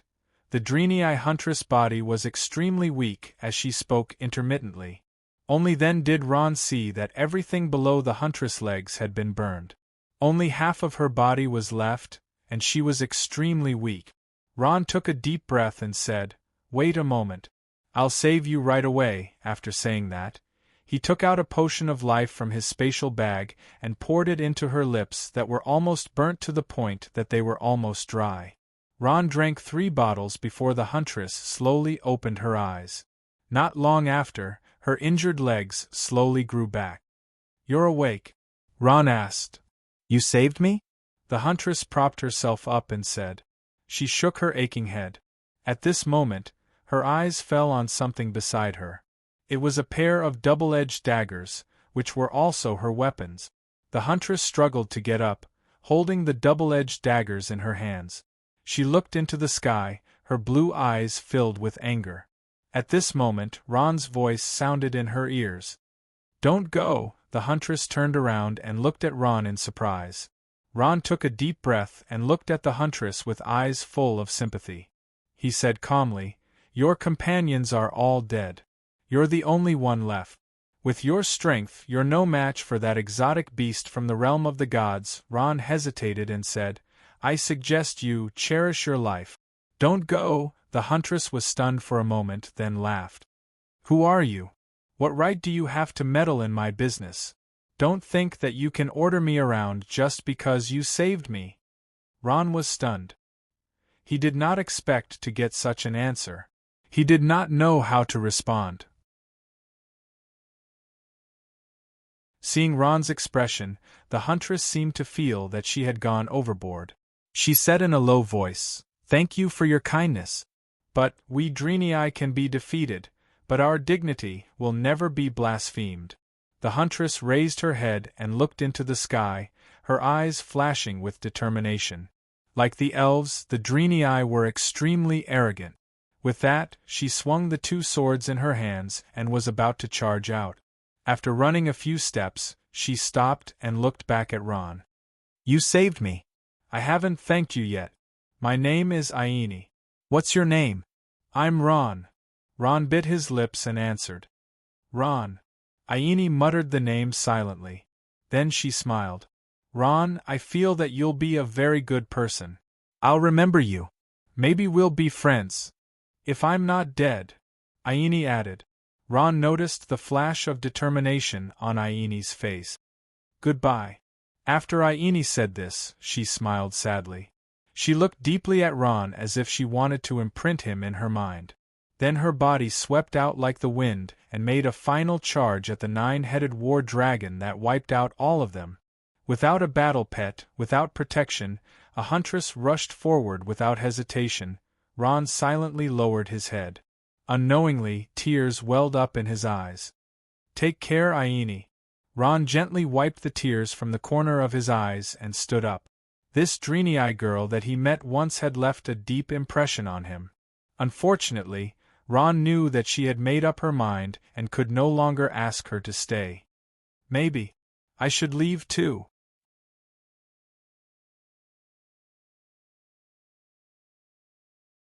Chapter 6:12. Boom! Boom! The nine-headed war dragon had already come ashore. Its huge body, which was as tall as a 10-story building, exuded an intimidating aura. Every step it took caused the ground to tremble. Its 9 heads were constantly attacking in all directions. Frost, fire, light pillars, black flames. All 9 types of magic were cast from its body. It was as if it was a magician of all types and domains, causing great destruction. At the same time, the mercenaries who were watching the show were also attacked. Exotic beasts from the divine realm did not care about race. They attacked anyone they saw. A mercenary screamed as he was picked up by one of the heads of the 9-headed war dragon and turned into minced meat. Captain, let's go." Dwarf Hill was so frightened that his legs were trembling. The divine realm exotic beast in front of him was too terrifying. If they were late, they might lose their lives. "Let's go." Prats made a prompt decision and ordered a retreat. The moment Prats and the others left, a large hole appeared where they were standing. "Run, save me, don't kill me, save me, my leg is broken." "Priest, where's the priest?" The 9-headed war dragon was furious. It attacked indiscriminately. The mercenaries tried their best to escape, but how could they escape from the hands of a divine realm exotic beast? Some of the sacred realm experts who took the risk to fly were shot down by the 9-headed war dragon's elemental attack. Save me, save me." At this time, Ron was running quickly. At this time, he heard a familiar voice. He looked up and was shocked. It was the female sword saint, Mill, who ran a little slower and was lifted into the air by the 9-headed war dragon. At this moment, she was so shocked that her beautiful face lost all color. She continuously struggled in the 9-headed war dragon's mouth. Unfortunately, in front of an exotic beast from the realm of the gods, no matter how she struggled, it was futile. "Millie!" Ron cried out. "Millie!" Everyone cried out. Montegot gritted his teeth. His hand flashed as he rushed up with his long dragon spear. "Don't go." It was Dwarf Hill who shouted and stopped him. Hill stared at the giant head in the sky. His eyes were filled with fear. He gritted his teeth and said, "She's already dead. She can't be saved anymore." "But she." Montegot took a step forward, loosening his grip on the dragon's spear. At this moment, Millie was already thrown into the air. Her voice was filled with despair. Prats and the others could only stand there and watch as Millie was devoured by the beast in the cruelest way possible. Strange beasts from the god realm, Ron's entire body trembled. An intense fear filled his heart, but he understood that in front of this terrifying beast from the realm of the gods, there was nothing they could do. At this moment, Ron's heart lit up. He seemed to have heard something that Homelin's grandfather had once said.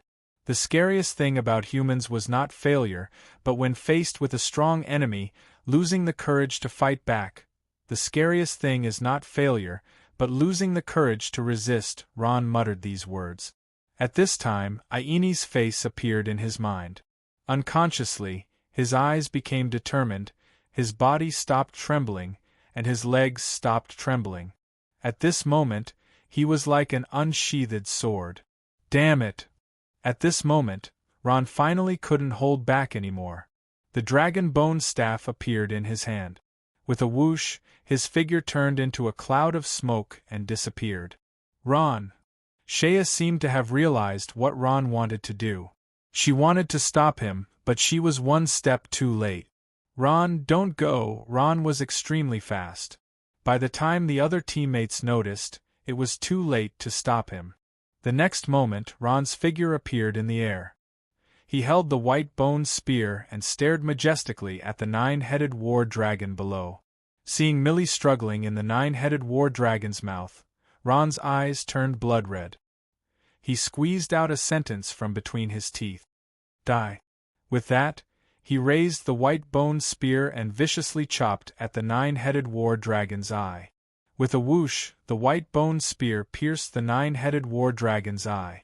The nine-headed war dragon roared in pain. Ron took the opportunity to save Millie from the nine-headed war dragon's mouth.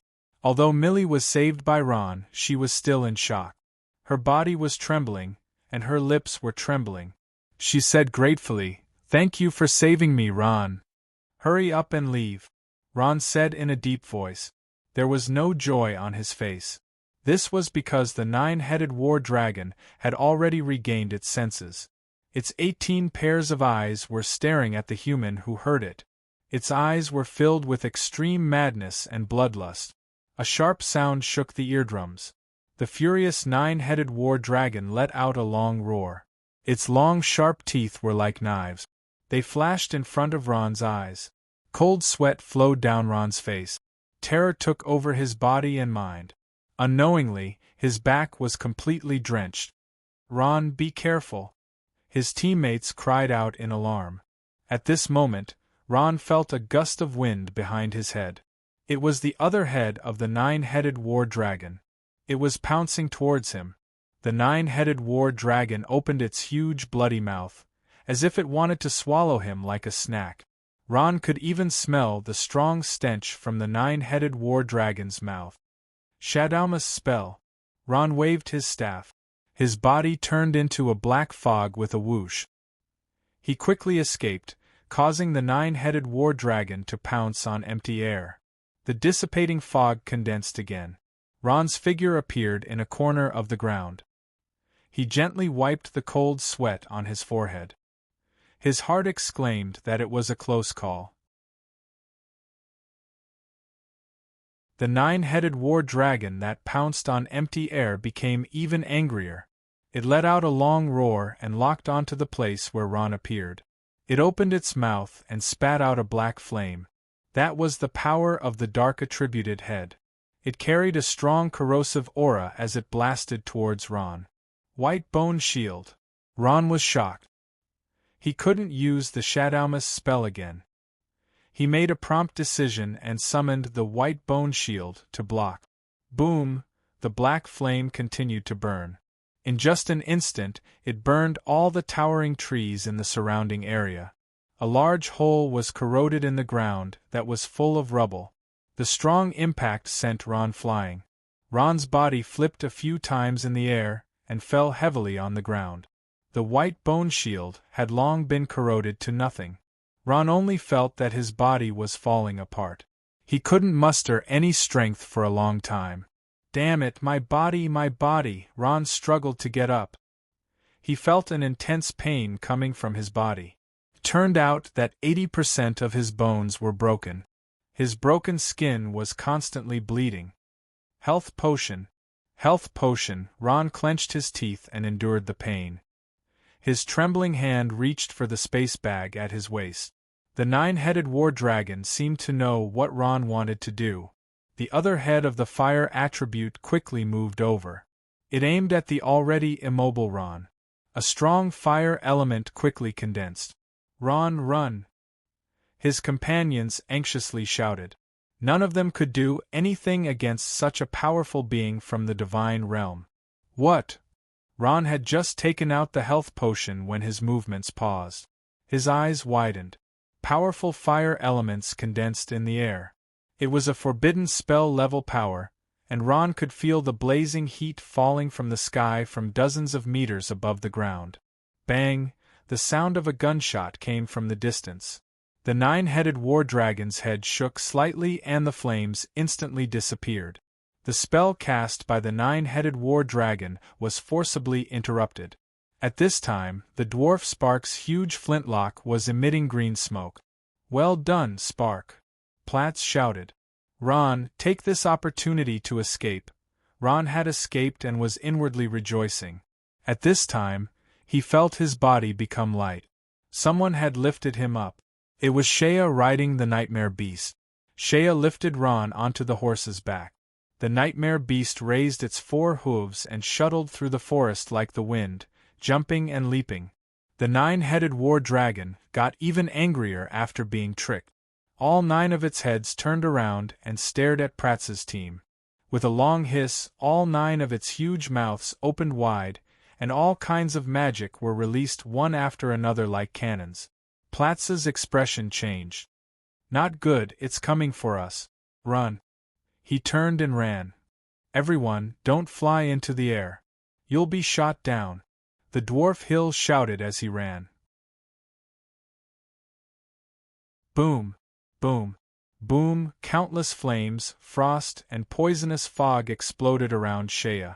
Shea controlled the nightmare beast and constantly jumped, avoiding the various attacks that fell from the sky. "Shea, thank you for saving me." Ron leaned on the nightmare beast and sincerely said to Shea, "Stop talking nonsense. If I hadn't signed a contract with you, I wouldn't have cared if you lived or died," Shea said with a cold face. Even though she had saved Ron, she still didn't give him a good face. Ron's thin and weak body was in Shea's embrace. The nightmare beast was constantly running up and down. A familiar fragrance entered his nose. Ron's heart moved. He tried to tighten his grip on Shea's waist. Ron hugged Shea's waist. He was overjoyed. It was as if he had returned to the happy times when he was in the Ballarak's academy. This little action naturally couldn't escape Shea's eyes. Even though she was running at high speed, her breathing inexplicably quickened. She said coldly, "If you move again, do you believe that I won't throw you down like this?" "So that's how it is." At this moment, Ron smiled in his heart. He had already seen through Shea's deep concern for him under her cold face. At this moment, he simply acted shamelessly and said with a smile, "I don't believe you. You signed a contract with me. If you really leave me alone, aren't you afraid that the gods will punish you?" Shea fiercely glared at him. Her eyes were filled with helplessness. At this moment, she could only let him do whatever he wanted. However, her face remained cold and expressionless. Phew, phew. We've finally escaped. At a small river in the Stormwind Forest, Pratz's team finally stopped. The 9-headed war dragon seemed to have lost its patience after chasing for tens of miles, and did not continue the chase. Are you all okay?" Montego glanced at the people around him and said, "We're fine. We're fine." The team leaders all reported that they were fine. Only Moore and Dora were panting heavily. They waved their hands desperately and did not answer. But fortunately they had survived. "Have you had enough?" Shea said coldly. At this moment, Ron felt his body lighten. Then, the world around him started to spin. Plop! Ron was thrown down heavily by Shea. Shea seemed to be venting her anger on him. She used a little more strength. Ron groaned. He lay on the ground for a long time and could not get up. New injuries were added to his old injuries. He was in so much pain that he gritted his teeth. Millie could not help but say, "Shea, how could you do this? He's already injured." As Ron had just saved her, Millie had a good impression of Ron. She quickly ran over and helped Ron up. Shea frowned and looked at her coldly. She snorted and said, "He deserves it." Dora, who had recovered, immediately began to treat everyone. At this moment, Dwarf Hill came over and asked in a questioning tone, "Team Leader Pratz, shall we go?" Let's go." Pratz understood what Hill meant and nodded. Although there was still a day to go before the original plan, no one wanted to go back. Thinking about the scene just now, his heart still palpitated. Against a divine realm beast, it would not be strange if the whole team was wiped out.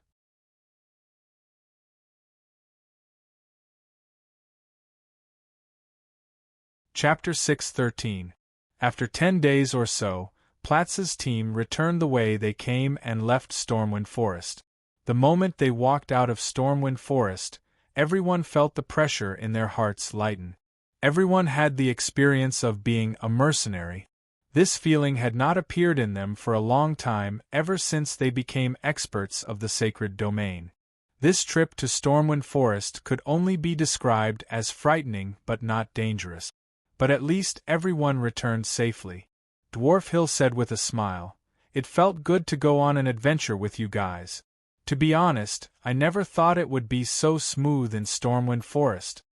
Platz smiled. "We were just lucky." He then paused. "Hill, do you know where we can sell our goods?" The goods Platz was referring to were all the items obtained from this adventure. Other than the moonstone that they dug up, everything else had to be sold and the money would be divided. Shan Qiu smiled and patted his chest heavily. "No problem, leave it to me." The frankness of the two dwarfs had become familiar to all along, and they confidently left the matter to him, while they waited where they were. Look. Hill did not disappoint. About half an hour later, someone came forward to inform them that the goods were to be delivered. The person who came was a dark-skinned, middle-aged man. He walked forward and bowed deeply. "Everyone, I am an attendant of the Pine Merchant Association. Please follow me." Platz and the others looked at each other and silently followed. In a market not far from Stormwind Forest, Ron and the others followed the attendant of the Pine Merchant Association to a very simple-looking hotel. However, in a remote place like Stormwind Forest, this was the best building. "Please come in.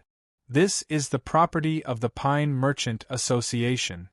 The attendant bowed politely and extended his hand to invite them in. Out of trust for Hill, Ron and the others walked in. As soon as they entered, they saw the two brothers, Hill and Spark, sitting at a luxurious table. Each of them was holding a huge bottle of wine. Most of the wine in the bottle was gone, and there were a few empty bottles on the table.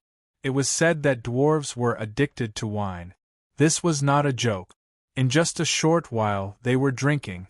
It seemed that their days in Stormwind Forest had been really suffocating.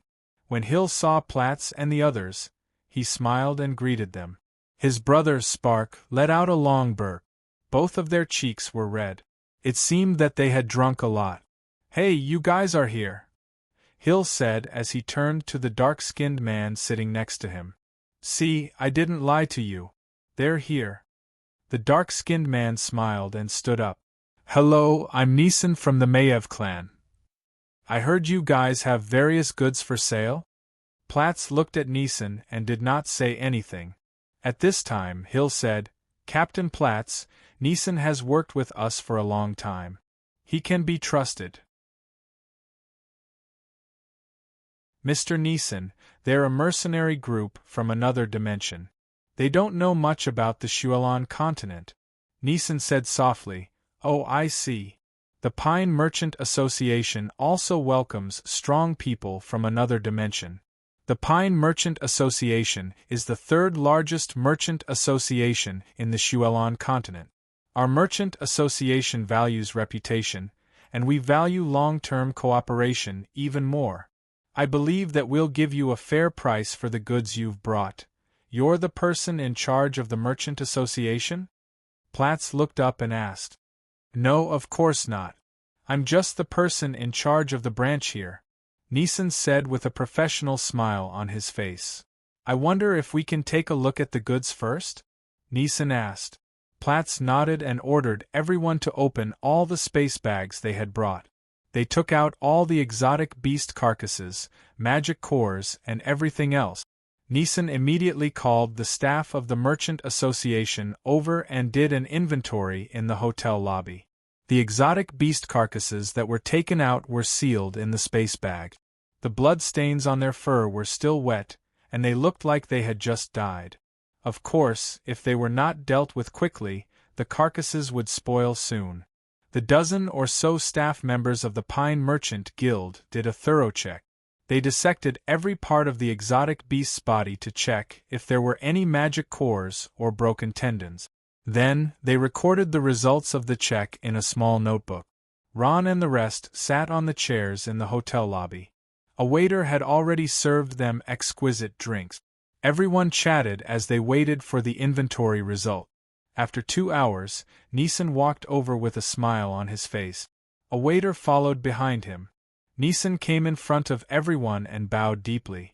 He said with a smile, "Everyone, I'm honored to tell you that the harvest this time is very good. Hill, you're really something. We've had quite a lot of free drinks here. You should have brought such customers over earlier." "Oh!"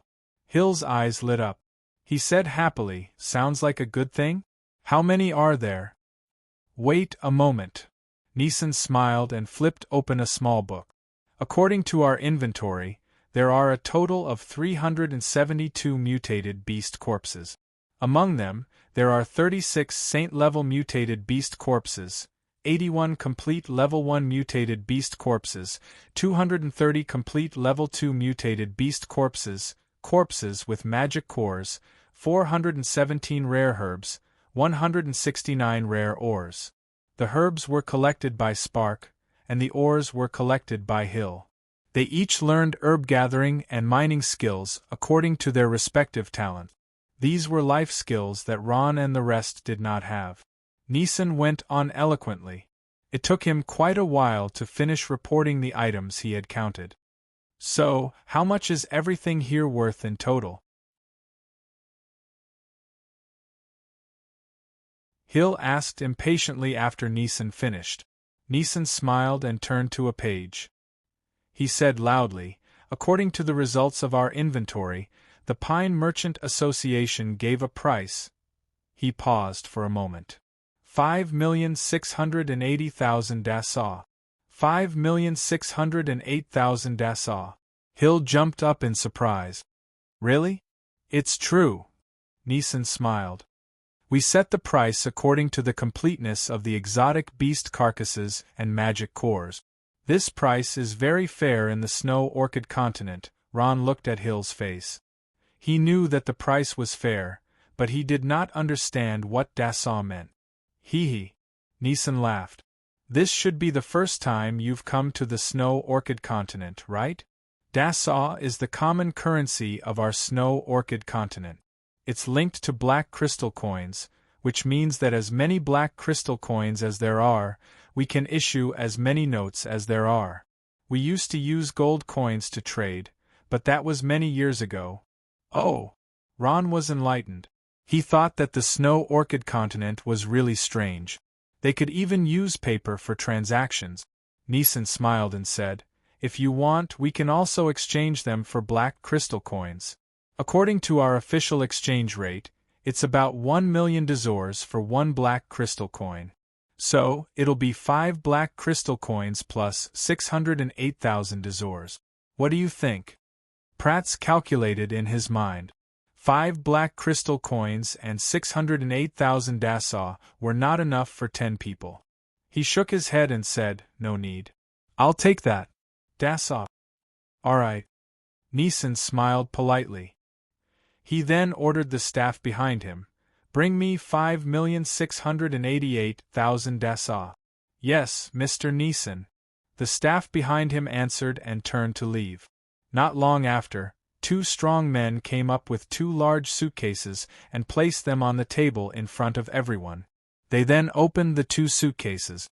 Ron took a look and saw that there was a pile of colorful paper in the 2 large suitcases. They were tied into bundles and arranged neatly. "Wow!" Dwarf Hill exclaimed in surprise. Even Spark, who was always calm, was somewhat moved. "Money! My money!" Dwarf Hill's eyes lit up. He pounced on the paper excitedly and caressed it as if he was looking at a treasure. He sighed and said, "With so much money, how much rum can we drink?" Ron picked up a bundle of dasaw and carefully held it. The paper notes were colorful, and the most eye-catching part was the number 100. Behind the bundle of dasaw was an image that looked like both a human and a fish. It was unusually ferocious. Neeson said, "This is 5,688,000 dasaw. Each note is worth 100 dasaw. Each bundle is worth 10,000 dasa. Please check. Ron looked at it for a while and then put it down. Perhaps it was because they had never used paper money before, but Ron and the rest did not feel anything. To them, the bundle of paper in front of them was not as practical as a box of gold. After careful checking, the amount was exactly correct. Prats then began to distribute the money bundle by bundle. Each person received 560,000 dasa. After the money was distributed, everyone was beaming with joy. The atmosphere also became relaxed. Here, this is your reward.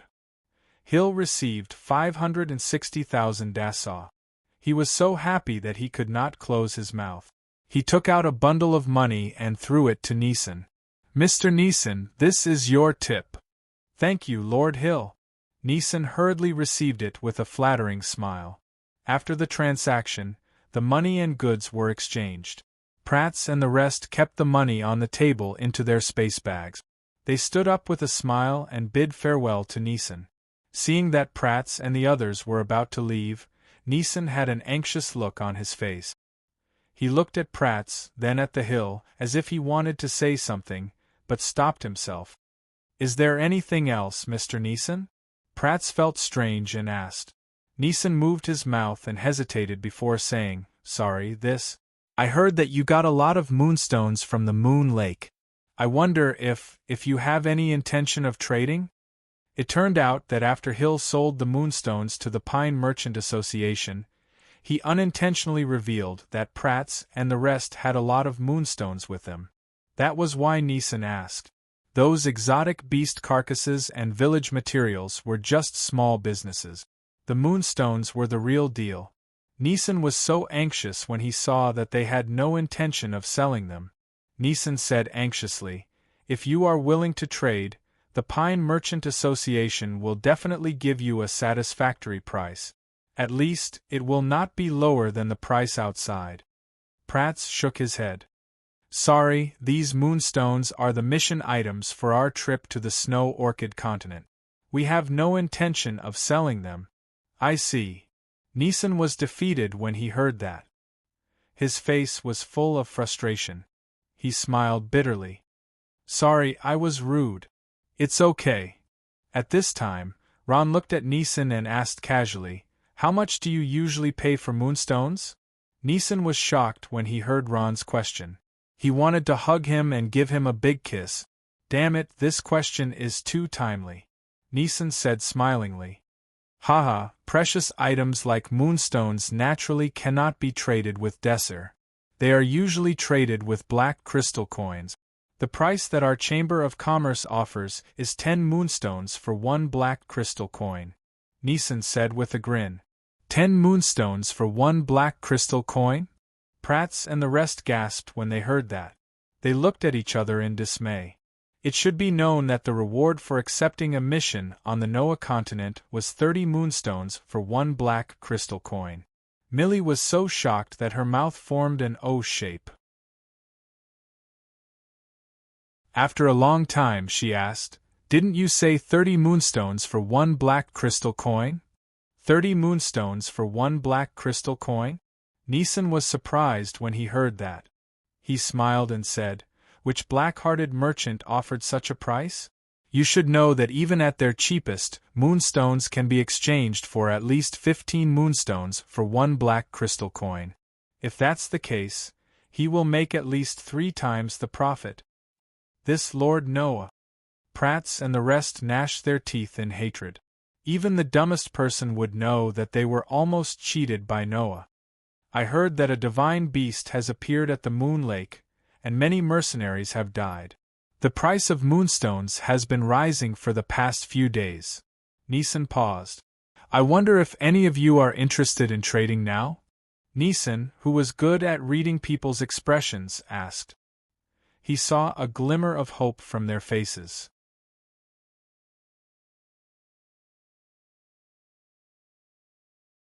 Chapter 6:14. Without much effort, everyone agreed to exchange the moonstones for black crystal coins. Black crystal coins were good stuff. Unlike Desir, Even if they couldn't spend it in the Snow Orchid continent, they could still spend it back in the Noah continent. According to the amount of black crystal coins each person received, Pratt's exchanged for 9 black crystal coins, Hill exchanged for 8 black crystal coins, and the rest were exchanged for Desser. Ron exchanged for 18 black crystal coins, and Millie had the least with 4. And that was after Ron gave her 2 moonstones, making it 40 black crystal coins.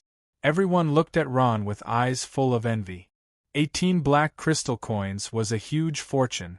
And this didn't include Shea's, as Shea had also exchanged for 6 black crystal coins. After selling everything, everyone's space pouches were empty. Of course, after receiving such a huge fortune, everyone was in high spirits. Of course, the one who received the most was Ron. They all clamored for Ron to treat them to a meal. With 18 heavy black crystal coins in hand, Ron was overjoyed. Naturally, Ron had no problem with treating them to a meal. The group left the Pine Merchant Association noisily. At this moment, Monty got said with a bitter face, "Prats, this Desser is useless to us. We have to find a place to spend it. Look."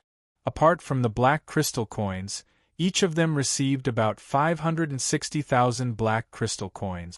This so-called money would be a piece of waste paper if they brought it back to the Noah continent. They would feel sorry for themselves if they didn't spend it. That's true. Pratt stroked his white beard and muttered to himself, "Shanchio, Spark, do you know where we can spend this?" Desser. Dickory City. It was one of the most prosperous cities in the Snow Orchid continent. When Ron and the others crossed the wide stone bridge and entered Dickory City, they were stunned by the scene before them. The entire city was made of white jade-like stones. The tall city walls were so tall that the top couldn't be seen. It looked magnificent. The spacious plaza, the tall statues, all of this made Ron and the others feel shocked. It turned out that a city could be so big and so glorious. Compared to this big city, the cities in the Noah continent were like villages. Although Dickory City looked very big, there were not many people in the city square. There were only fully armed soldiers patrolling with weapons. Their eyes were filled with vigilance as they looked at the strangers. Following the endless stream of people, they arrived at the west gate of Dickory City. It was a place similar to a business district, slightly deserted. The scene suddenly changed and became lively. The bustling shops were lined up neatly, and the countless signboards dazzled the eyes. Beautiful women of various races wore revealing clothes and stood in front of the long counters, enthusiastically beckoning customers from all over the world. Behind them, the shelves were filled with dazzling product. This is the blacksmith shop. This is the warehouse. This is the trading house. This is the tailor's shop, and that is the auction house. The group of people walked on the streets of the commercial district. Dwarf Hill seemed to be very familiar with the place, and he excitedly introduced the place to his teammates from the other dimension. "What's that huge building over there?" Monty got asked, pointing at a huge circular building not far away. "That's the arena," Hill replied with a smile. "This is a place specially designed for people to duel. Ah no, it's a place for competition. Competitions are held here every day, and there are many people who participate in every competition. They can use Dassaw or black crystal coins. Of the 2 parties who participate in the competition, the winner will receive a considerable amount of prize money, while the loser will be seriously injured or even killed. What about here?" Ron asked, pointing at a 4-story building with luxurious decorations. "This is a..." Hill smiled and deliberately dragged out his words, keeping them in suspense. He raised his eyebrows and revealed an expression that all men would understand. He said with a wretched smile, "This is a place where men look for fun. So it's a brothel." When the group heard this, they suddenly understood. The men revealed knowing smiles, while Dora and Mill in the group had strange expressions. Only Shea's expression remained indifferent, and she did not even look at the brothel. This is the largest brothel in Dickory City.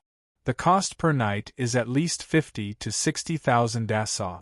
80 to 100,000 dasaw is also very common. Of course, if you can throw out a black crystal coin, you'll be a big spender. At this time, Hill lowered his voice and said mysteriously, "Let me tell you, don't be fooled by the high cost of this brothel. There are women of all races here, and you can do anything. Also, there are not only women here, but also men, transvestites, gays, and even more perverted ones. There are also magical beasts, strange beasts, snakes, rats. There's nothing you can't imagine, and nothing you can't do." Thinking of the enchanting and graceful Naga race, Hill's face revealed an expression of fascination. It was a pity that he did not explain clearly, and the group thought that he was some kind of creature. Priest Dora blushed and reprimanded, "Stop talking, the more you say, the more disgusting it is." Ugh! Hill finally shut his mouth. Platts had an awkward expression. He coughed softly and said, "How about this? I believe that everyone wants to walk around here. Then, let's split up. When the time comes, we'll gather at a certain place. Yes." The group cheered in their hearts. They had been looking forward to this moment for a long time. The dwarf brothers naturally went to the best tavern in Deckery City. Dora and Mill did not stay idle either. They walked hand in hand into the tailor shop. Platts, Montego, Hill, and Moore each went their own way. Only Shea and Ron were left to walk silently in the business district. After a while, Ron could not help but ask, "Aren't you going with Dora and the rest?" Shea was expressionless. "My duty is to protect your safety. Also, I don't like to go shopping." Ron smiled. "But the two of us have nearly 1,000,000 pesos. If we bring them back to the Noah continent, won't they become scrap paper?" Shea said, "If you like flowers, then go ahead and spend them. I don't need those things anyway." Ron had no choice but to drag Shea into a tailor shop. "Welcome." The beautiful attendant in the tailor shop revealed a professional smile and leisurely walked over. "Esteemed customer, the clothes in our shop are the handiwork of master tailors. Every design is the latest, the materials are of the highest quality, and the quality is reliable. Please feel free to take a look." "All right." Ron nodded and looked at the shelves. It had to be said that the clothes here were all beautiful designs that had never been seen before. Every set of clothes was personally sewn by a master tailor who had been immersed in the craft for decades. Every detail was perfect and impeccable. The whole clothes were like works of art, filled with a noble and elegant aura, as well as a natural taste. "Let me take a look at this one," Ron said, pointing to a set of clothes on the shelf.